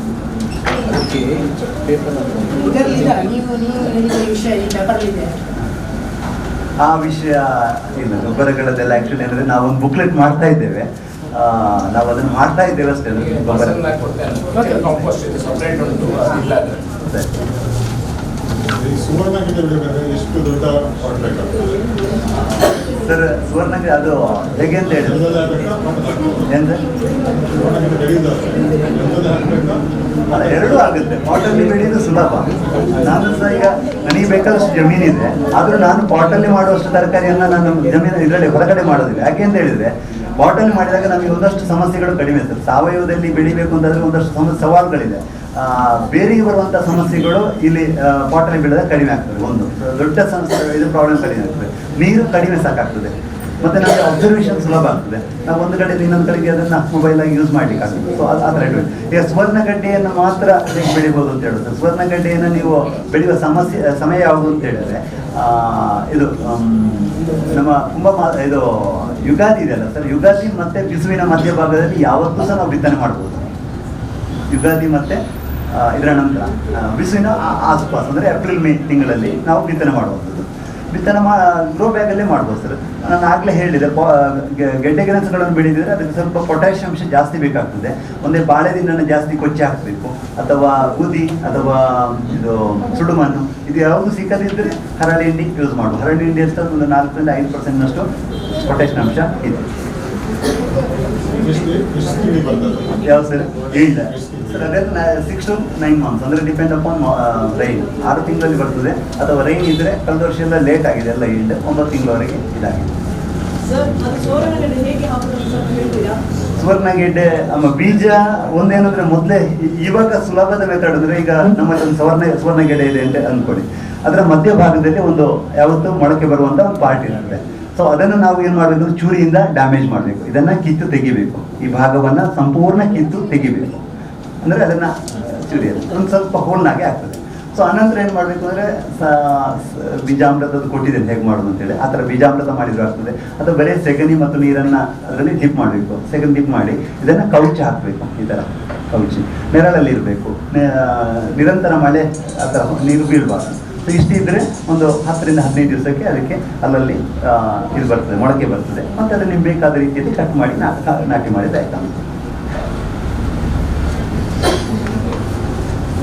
ಋತುಮಾನ ಸರ್ ಆಗ ಕೇಳಿದ್ರು, ಪಪ್ಪಾಯಿಯನ್ನು ಯಾವಾಗ ನಾನು ನಾಟಿ ಮಾಡಬೇಕು ಹೇಗೆ ಅಂತೇಳಿ. ಒಂದು ಗೆಡ್ಡೆ ಗೆಣಸುಗಳದ್ದು ವಿಷಯ ಬಂದಾಗ ನಾವೇನು ಅಂತ ಹೇಳಿದ್ರೆ ಅದನ್ನು ಇದು ಯುಗಾದಿ ಮತ್ತು ಬಿಸುವಿನ ಆಸುಪಾಸಲ್ಲಿ ನಾಟಿ ಮಾಡೋದು ಒಳ್ಳೆಯದು ಅಂತ ಹೇಳಿದ್ರು. ಅನಂತರ ತರಕಾರಿಗಳು, ಈಗ ಬೆಂಡೆಕಾಯಿ, ಅಲಸಂಡೆ, ಪಡವಲ, ಹೀರೆಕಾಯಿ, ಸೋಲೆ, ಇವುಗಳು ನೀರು ನಮ್ಮಲ್ಲಿ ಇದೆ ಅಂತಂದರೆ ವರ್ಷ ಪೂರ್ತಿ, ಕುಂಬಳಕಾಯಿ ಸಹ ನಾವು ವರ್ಷ ಪೂರ್ತಿ ಬೆಳಿಬೋದು ದಕ್ಷಿಣ ಕನ್ನಡದಲ್ಲಿ. ಆದರೆ ಒಂದು ಜೂನ್ ಮತ್ತು ಜುಲೈ ತಿಂಗಳಲ್ಲಿ ಫ್ಲವರಿಂಗ್ ಆಗ್ತದೆ. ಸ್ವಲ್ಪ ಅತಿ ಹೆಚ್ಚು ಮಳೆ ಇರುವ ಕಾರಣ ನಮಗೆ ಕಾಯಿ ಒಂದು ಸಿಕ್ಕುವುದಿಲ್ಲ. ಈ ಒಂದು ಜೂನ್ ಎಂಡ್ ಮತ್ತು ಜುಲೈ ಆಗಸ್ಟ್ 15 ಭಾಗದಲ್ಲಿ ಸಿಕ್ಕುವುದಿಲ್ಲ. ಅದು ಬಿಟ್ಟರೆ ವರ್ಷ ಪೂರ್ತಿ ಈ ತರಕಾರಿಗಳನ್ನು ನೀರಿದ್ರೆ ನಾವು ಬೆಳಿಬೋದು.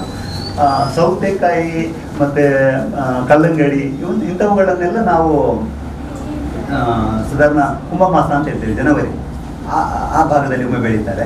ಆಗ ಒಳ್ಳೆಯ ಫಸಲನ್ನು ಕೊಡ್ತದೆ. ಚೀನಿಕಾಯಿ ಇದೆಲ್ಲ ವರ್ಷ ಪೂರ್ತಿ ಬೆಳೀಲಿಕ್ಕೆ ಆಗ್ತದೆ, ಆಗೋದೇ ಇಲ್ಲ ಅಂತ ಹೇಳೋ ಅದ ಏನಿಲ್ಲ ನಮ್ಮದು. ಮತ್ತು ಇನ್ನೊಂದು ಹೇಳಿದ್ರೆ, ಯಾವ ತರಕಾರಿಯನ್ನು ಹೇಗೆ ಬಿತ್ತನೆ ಮಾಡುವ ರೀತಿ, ಅಂದರೆ ಈಗ ಸೊಪ್ಪು ತರಕಾರಿಗಳನ್ನು ಬಿತ್ತನೆ ಮಾಡೋದು ಹೇಗೆ, ಇವುಗಳು ಯಾವುದು ಸೌತೆಕಾಯಿ ಅದನ್ನು ಬಿತ್ತು ಯಾವ ಸಮಯದಲ್ಲಿ ಮಾಡಬೇಕು ಅಂದರೆ ಅದರ ಹಿಂದಿರುವಂಥ ವಿಜ್ಞಾನ ಏನು ಅಂತ ಹೇಳಿದರೆ, ಈಗ ನಮ್ಮ ಮನುಷ್ಯನಿಗೆ ಸಹ ಏರುಳಿತ ಅಂತ ಇರ್ತದೆ, ಸಮುದ್ರಕ್ಕೆ ಸಹ ಏರುಳಿತ ಅಂತಿದೆ. ಹಾಗೆಯೇ ಸಸ್ಯಗಳಲ್ಲಿ ಏನು ಅಂತ ಹೇಳಿದರೆ ಇದು ಹುಣ್ಣಿಮೆಯ ಸಮಯದಲ್ಲಿ ಅದು ತುಂಬ ಸಾಫ್ಟ್ ಆಗಿ ಸ್ವೀಟ್ ಆಗಿರ್ತದೆ. ಹುಣ್ಣಿಮೆಯ ಸಮಯದಲ್ಲಿ ಆ ಗಿಡಗಳು ತುಂಬ ಸ್ವೀಟ್ ಆಗಿರ್ತದೆ. ಅಂದರೆ ಹುಳಗಳು ಅದನ್ನು ತಿನ್ನಲಿಕ್ಕೆ ತುಂಬ ಅಟ್ರಾಕ್ಟ್ ಆಗಿರ್ತದೆ, ಅದನ್ನು ಅಟ್ರಾಕ್ಟ್ ಮಾಡ್ತದೆ ತಿನ್ನಲಿಕ್ಕೆ.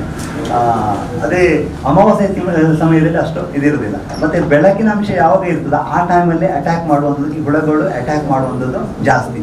ಸೊ ಆಗೇನಾಗ್ತದೆ ಅಂತ ಹೇಳಿದರೆ, ನಾವು ಈಗ ಸೌತೆಕಾಯಿಯನ್ನು ಬೀಜ ಬಿತ್ತನೆ ಯಾವಾಗ ಮಾಡಬೇಕು ಅಂತ ಹೇಳಿದ್ರೆ ಅಮಾವಾಸ್ಯೆಯ 1, 2, 3, 4 ದಿವಸ ಮೊದಲು ಬಿತ್ತನೆ ಮಾಡಬೇಕು. ಅಂದರೆ ಅಮಾವಾಸ್ಯೆಯ ಮೊದಲು ಮಾಡಿದರೆ ಆಗ ರಾತ್ರಿ ಚಂದ್ರನ ಬೆಳಕಿರೋದಿಲ್ಲ. ಆಗ ರಾತ್ರಿ ಸಂದರ್ಭದಲ್ಲಿ ಅಂದರೆ ನಾನು ಹೇಳಿದಾಗ 6 to 9 ಗಂಟೆ ಟೈಮಲ್ಲಿ ನಮಗೆ ಉಪದ್ರ ಮಾಡುವಂಥ ಕೀಟಗಳು ಬರ್ತವೆ ಅಂತೇಳಿ. ಸೊ ಅವುಗಳ ಸಂಚಾರಕ್ಕೆ ಇರುವುದಿಲ್ಲ, ಕಡಿಮೆ ಇರ್ತದೆ. ಸೊ ಆ ಗಿಡಗಳನ್ನು ರಕ್ಷಿಸಿಕೊಳ್ಳಲಿಕ್ಕೆ ಸುಲಭ ಆಗ್ತದೆ. ಒಂದು ಇದು. ಎರಡನೇದು, ಇದು ಒಂದು ಸೌತೆಕಾಯಿ ನಾವು ವೈಜ್ಞಾನಿಕವಾಗಿ ಮತ್ತು ವ್ಯವಸ್ಥಿತವಾಗಿ ಗೊಬ್ಬರವನ್ನು ಕೊಟ್ಟು ನಾಟಿ ಮಾಡಿದರೆ 30ರಿಂದ 31 ದಿವಸಕ್ಕೆ ಗಂಡು ಹೂ ಬರ್ತದೆ, ಗಂಡು ಹೂ. ಅದೇ 33ರಿಂದ 34 ದಿವಸಕ್ಕೆ ಅದಕ್ಕೆ ಹೆಣ್ಣು ಹೂ ಬರೆಸಲಿಕ್ಕೆ ಆಗ್ತದೆ. ನಾವು ಕೊಡುವಂಥ ಗೊಬ್ಬರ, ನೀರು ಅದೆಲ್ಲ ಸಿಸ್ಟಮ್ಯಾಟಿಕ್ ಮಾಡಿದರೆ ಆಗ ನಾವು ಈ ಅಮಾವಾಸ್ಯೆ ಆದಿಯಲ್ಲಿ ನಾವು ಹಾಕಿದರೆ ಹೂ ಬಿಡುವಂಥ ಸಂದರ್ಭದಲ್ಲಿ ನಮಗೆ ಕಾಯಿ ಕೊರಕಗಳು ಅಥವಾ ಈ ಹೂ ಇದನ್ನು ಬಾಧೆ ಮಾಡುವಂಥ ಕೀಟಗಳಿಗೆ ಅಲ್ಲಿ ಸಹ ನಮಗೆ ಏನಾಗ್ತದೆ ಅಂತಂದರೆ ಒಂದು ಪ್ರೊಟೆಕ್ಷನ್ ಸಿಕ್ಕಿದೆ, ಅಂದರೆ ಬೆಳಕಿರೋದಿಲ್ಲ, ಆಗ ನಮಗೆ ಪ್ರೊಟೆಕ್ಷನ್ ಸಿಕ್ಕಿದಾಗ ಆಗ್ತದೆ. ಸೊಪ್ಪು ತರಕಾರಿಗಳನ್ನು ಸಹ ನೀವು ಏನು ಮಾಡಬೇಕು ಅಂತ ಹೇಳಿದ್ರೆ ಇದರ ಆದಿಭಾಗದಲ್ಲೇ ನಾಟಿ ಮಾಡೋದು ಒಳ್ಳೆಯದು. ಸೂರ್ಯ ಯಾವಾಗ ಅಮಾವಾಸ್ಯೆಯ ಆಸ್ಪಾಸ್, ಯಾಕೆಂದರೆ ಬೆಳಕಿನ ಇದಿರುವುದಿಲ್ಲ, ಕೀಟಗಳ ಸಂಚಾರ ಕಡಿಮೆ ಇರ್ತದೆ. ಯಾವಾಗಲೂ ಸಹ ಗಿಡ ಚಿಕ್ಕದಿರುವಾಗಲೇ ಎಲ್ಲ ಉಪದ್ರವಗಳು ಜಾಸ್ತಿ ಇರುವಂಥದ್ದು. ಏನು ಸರ್, ಈಗ ಒಂದು ಚೀನಿಕಾಯಿ ಇದೆ ಸರ್. ಚೀನಿಕಾಯಿ ಹೂ ಬಿಡುವಾಗ ಯೆಲ್ಲೋ ಕಲರ್ ಇರುತ್ತೆ. ಯೆಲ್ಲೋ ಕಲರ್ ಹೂವಿನ ಅಡಿಭಾಗದಲ್ಲಿ ಕೆಲವು ಹೂಗಳಲ್ಲಿ ಕಾಯಿ ಬಂದಿರ್ತದೆ, ಕಾಯಿ ಇರ್ತದೆ, ಕಾಯಿ ಅಂದರೆ ಚೀನಿಕಾಯಿ ಶೇಪಿನ ಕಾಯಿ ಇರ್ತದೆ. ಕೆಲವು ಭಾಗ ಹಾಗಿರೋದಿಲ್ಲ, ಬರೀ ಹೂ ಮಾತ್ರ ಇರ್ತದೆ. ಸೊ ಆ ಕಾಯಿ ಇರುವಂಥದ್ದು ಹೆಣ್ಣು ಹೂ ಅಂತೇಳಿ ನಾವು ಹೇಳ್ತೀವಿ ಸರ್. ಇವುಗಳದ್ದು ಮತ್ತೊಂದು ಗಂಡು ಹೂ. ಅಂದರೆ ಪಾಲಿನೇಷನ್ ಆಗಬೇಕಿದ್ರೆ ನಮ್ಮಲ್ಲಿ ಗಂಡು ಹೂ ಸಹ ಬೇಕು, ಹೆಣ್ಣು ಹೂ ಸಹ ಬೇಕು. ಸೊ ಈ ಪಾಲಿನೇಷನ್ ಕೆಲಸವನ್ನು ಜೇನುನೊಣಗಳು ಮಾಡೋದು, ಜೇನುನೊಣಗಳು ಅಥವಾ ಬೇರೆ ಕೀಟಗಳು ಮಾಡ್ತದೆ. ಒಂದರಲ್ಲಿ ಒಂದರಲ್ಲಿ ಇರ್ತದೆ.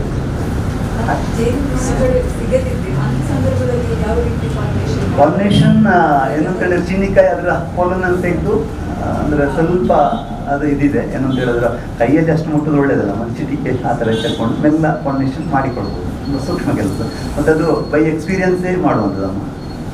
ನಮ್ಮ ಅನುಭವದಲ್ಲೇ ನಾವು ಮಾಡಿಕೊಡ್ಬೋದು. ನಮಗೆ ಅನುಭವ ಆಗ್ತದೆ, ಹೂವಿನ ಹತ್ತಿರ ಹೋದಾಗ ಇದನ್ನು ಮಾಡಲಿಕ್ಕೆ ಅನುಭವ ಆಗ್ತದೆ. ಗಂಡು ಹೂ ಮತ್ತು ಹೆಣ್ಣು ಹೂ ಒಂದೇ ದಿವಸ ಸಿಕ್ಕಿರಬೇಕು. ಗಂಡು ಹೂಗಳನ್ನು ಫ್ರೀಸರಲ್ಲಿ ಇಟ್ಟು ಸಹ ಪ್ರಿಸರ್ವ್ ಮಾಡಿ ಸಹ ಮರು ದಿವಸ ಇದು ಮಾಡಿದರೆ ಸಮಸ್ಯೆ ಆಗೋದಿಲ್ಲ. ಫ್ರಿಜ್ಜಲ್ಲಿ ಇಟ್ಟು ಫ್ರೀಸರಲ್ಲಿ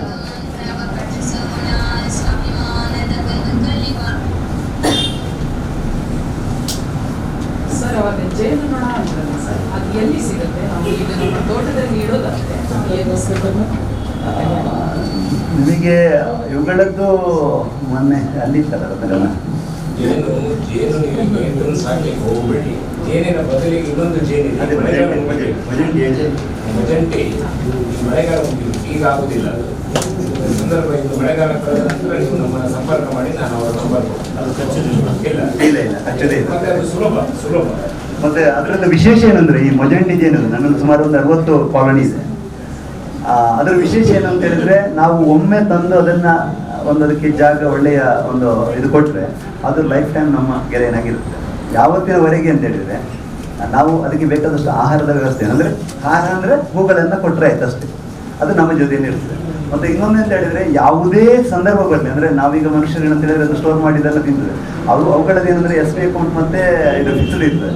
ಫಿಕ್ಸ್ಡ್ ಹಾಕಿದ್ದನ್ನು ಯಾವುದೇ ಅಂದರೆ ತಿನ್ನಲಿಕ್ಕಿಲ್ಲ ಅಂತ ಆದರೂ ಅದರಿಂದ ತೆಗೆಯುವಂಥ ಇದಿಲ್ಲ. ಅದು ಪ್ರಕೃತಿ ಕಾಂಪ್ರಮೈಸ್. ಅದು ಯಾವತ್ತೂ ಸ್ಟೋರ್ ಮಾಡಿದ್ದು, ಅಂದರೆ ನಾನು 3 ತಿಂಗಳ ಜೇನು ತೆಗಿಬೇಕು ಆ ಥರ ಇಲ್ಲ. 3 ವರ್ಷ ಆದರೂ 6 ವರ್ಷ ಆದರೂ ಅದು ಸ್ಟೋರ್ ಮಾಡಿದ್ದು ಹಾಗೇ ಇರ್ತದೆ. ಸೊ ಇದು ಪ್ರಕೃತಿನ ನಾವು ತಿಳ್ಕೊಳ್ಳುವಂಥ ಒಂದು ವಿಷಯ. ನಾವೀಗ ತರಕಾರಿ ಸ್ಟಾರ್ಟ್ ಮಾಡಬೇಕಂದ್ರೆ ಅಮಾವಾಸ್ಯೆ ತಂದೆ ಕಾಯಬೇಕಾಗ್ತದೆ? ಹಾಗೇನಿಲ್ಲ ಸರ್. ಅಲ್ಲ, ಅಮಾವಾಸ್ಯೆ ಯಾವುದಕ್ಕೆ ಹೇಳಿದ್ರೆ ನಾನು ಸೊಪ್ಪು ತರಕಾರಿಗೆ ಮತ್ತೆ ಕೇಳಿದೆ ಅಷ್ಟೇ. ಮತ್ತೆ ಇಲ್ಲ ನಾನು ಈಗ ಅವರು ಹೇಳಿದೆ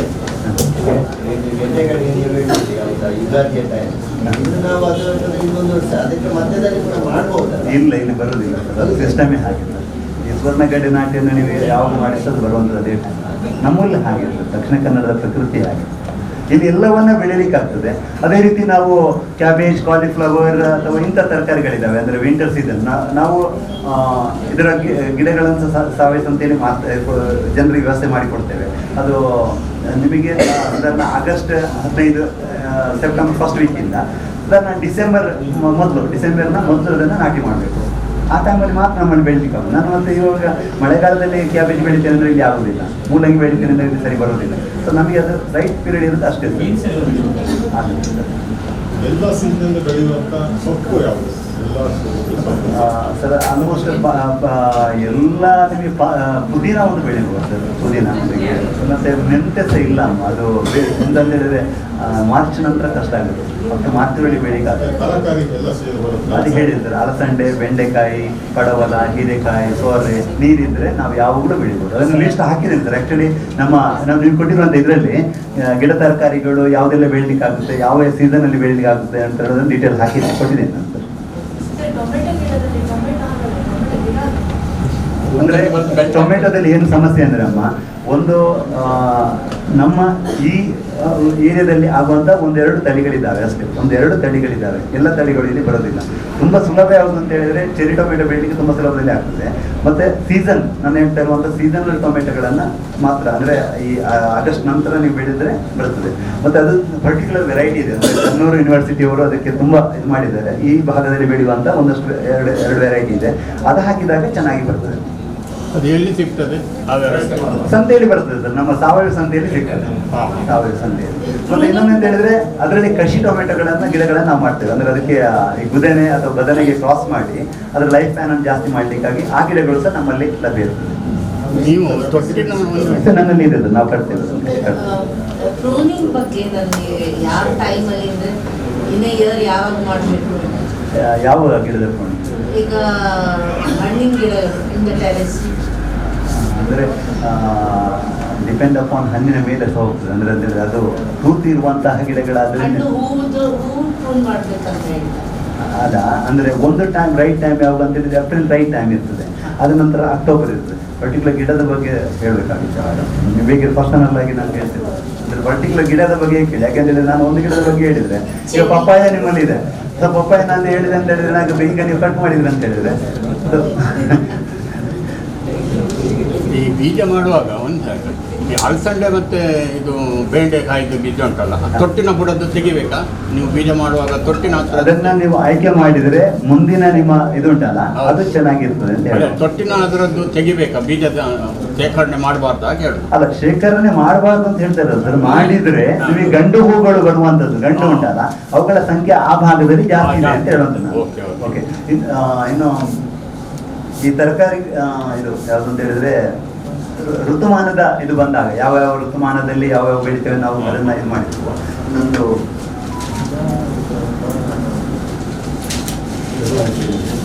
ಈ ಆಯಾಯ ಋತುಮಾನಕ್ಕೆ ಸರಿಯಾದಂತಹ ತರಕಾರಿ, ಅಂದ್ರೆ ತರಕಾರಿಯನ್ನು ನಾವು ಆಯ್ಕೆ ಮಾಡುವಾಗ ಈಗ ಮಳೆಗಾಲದಲ್ಲಿ ನಾವು ತರಕಾರಿ ಬೆಳೆದ ಅದರ ಬೀಜವನ್ನ ನೆಕ್ಸ್ಟ್ ಮಳೆಗಾಲಕ್ಕೆ ಇಟ್ಟಾಗ ಈ ಸಮಸ್ಯೆಗಳು ಕಡಿಮೆ, ಅಂದ್ರೆ ರೋಗ ಆ ಬೀಜದಿಂದ ಹುಟ್ಟಿದಂತ ಇದಕ್ಕೆ ರೋಗ ರುಜಿನಗಳು ಕಡಿಮೆ ಇರ್ತದೆ. ಅಂದ್ರೆ ಅಂದ್ರೆ ಈಗ ನಾನು 4 ಒಂದು ಎಕ್ಸಾಂಪಲ್ ಹೇಳ್ತೇನೆ. 4 ವಿಧದ ಅಲಸಂಡೆ ನಾನು ಬೆಳಿಬೇಕು, ಒಂದು ಕೆಂಪು, ಒಂದು ಹಸಿರು, ಒಂದು ಬಿಳಿ, ಈ ತರ. ಆಗ ನಾನು ಏನು ಮಾಡಬೇಕು ಅಂತ ಹೇಳಿದ್ರೆ ಜೂನಲ್ಲಿ ಒಂದು ವೆರೈಟಿ ಅಲಸಂಡೆ ಹಾಕ್ತೇನೆ. ಜೂನಲ್ಲಿ ಹಾಕಿದೆ, ಅದು ಫಲ ಬಿಟ್ಟಿತ್ತು, ಒಂದು ಸಾಧಾರಣ 3 ತಿಂಗಳು ಕ್ರಾಪ್. ಆಗ ನಾನು ಅದರ ಮಧ್ಯದಲ್ಲಿ ಒಂದು ಆಗಸ್ಟ್ ಎಂಡ್ ಆಗುವಾಗ ಮತ್ತೊಂದು ಗಿಡ ಹಾಕ್ಕೊಂಡು, ಆಗ ಕ್ರಾಸ್ ಪಾಲಿನೇಷನ್ ಆಗುವುದಿಲ್ಲ.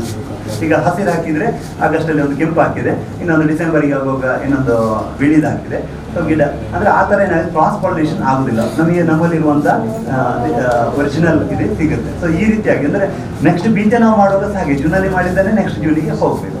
ಮತ್ತೆ 6 ಮಂತ್ಸ್ ಮಿನಿಮಮ್ 6 ಮಂತ್ಸ್ ಅಥವಾ ಅದೇ ಸೀಸನ್ ಬರಬೇಕು. ಮಳೆಗಾಲದನ್ನ ಮಳೆಗಾಲಕ್ಕೆ, ಚಳಿಗಾಲದನ್ನ ಚಳಿಗಾಲಕ್ಕೆ, ಈ ಥರ ಉಪಯೋಗ ಮಾಡಿದಾಗ ನಮಗೆ ಅದು ತುಂಬ ಹೆಲ್ಪ್ ಆಗುತ್ತೆ. ಇಷ್ಟು ಖಂಡಿತ ಕೊಡ್ಬೋದು. ನನ್ನದು ಪುತ್ತೂರು ಸರ್. ಖಂಡಿತ ಬರ್ಬೋದು ಸರ್, ಖಂಡಿತ ಬರ್ಬೋದು, ಏನು ತೊಂದರೆ ಧಾರಾಳ ಬರ್ಬೋದು. ನಮ್ಮ ಮನೆಗೆ 70 ಕಿಲೋಮೀಟರ್ ಇದೆ ಸರ್, ಇಲ್ಲಿ ನಮ್ಮ ಇದರಿಂದ 70 ಕಿಲೋಮೀಟರ್ ಇದೆ.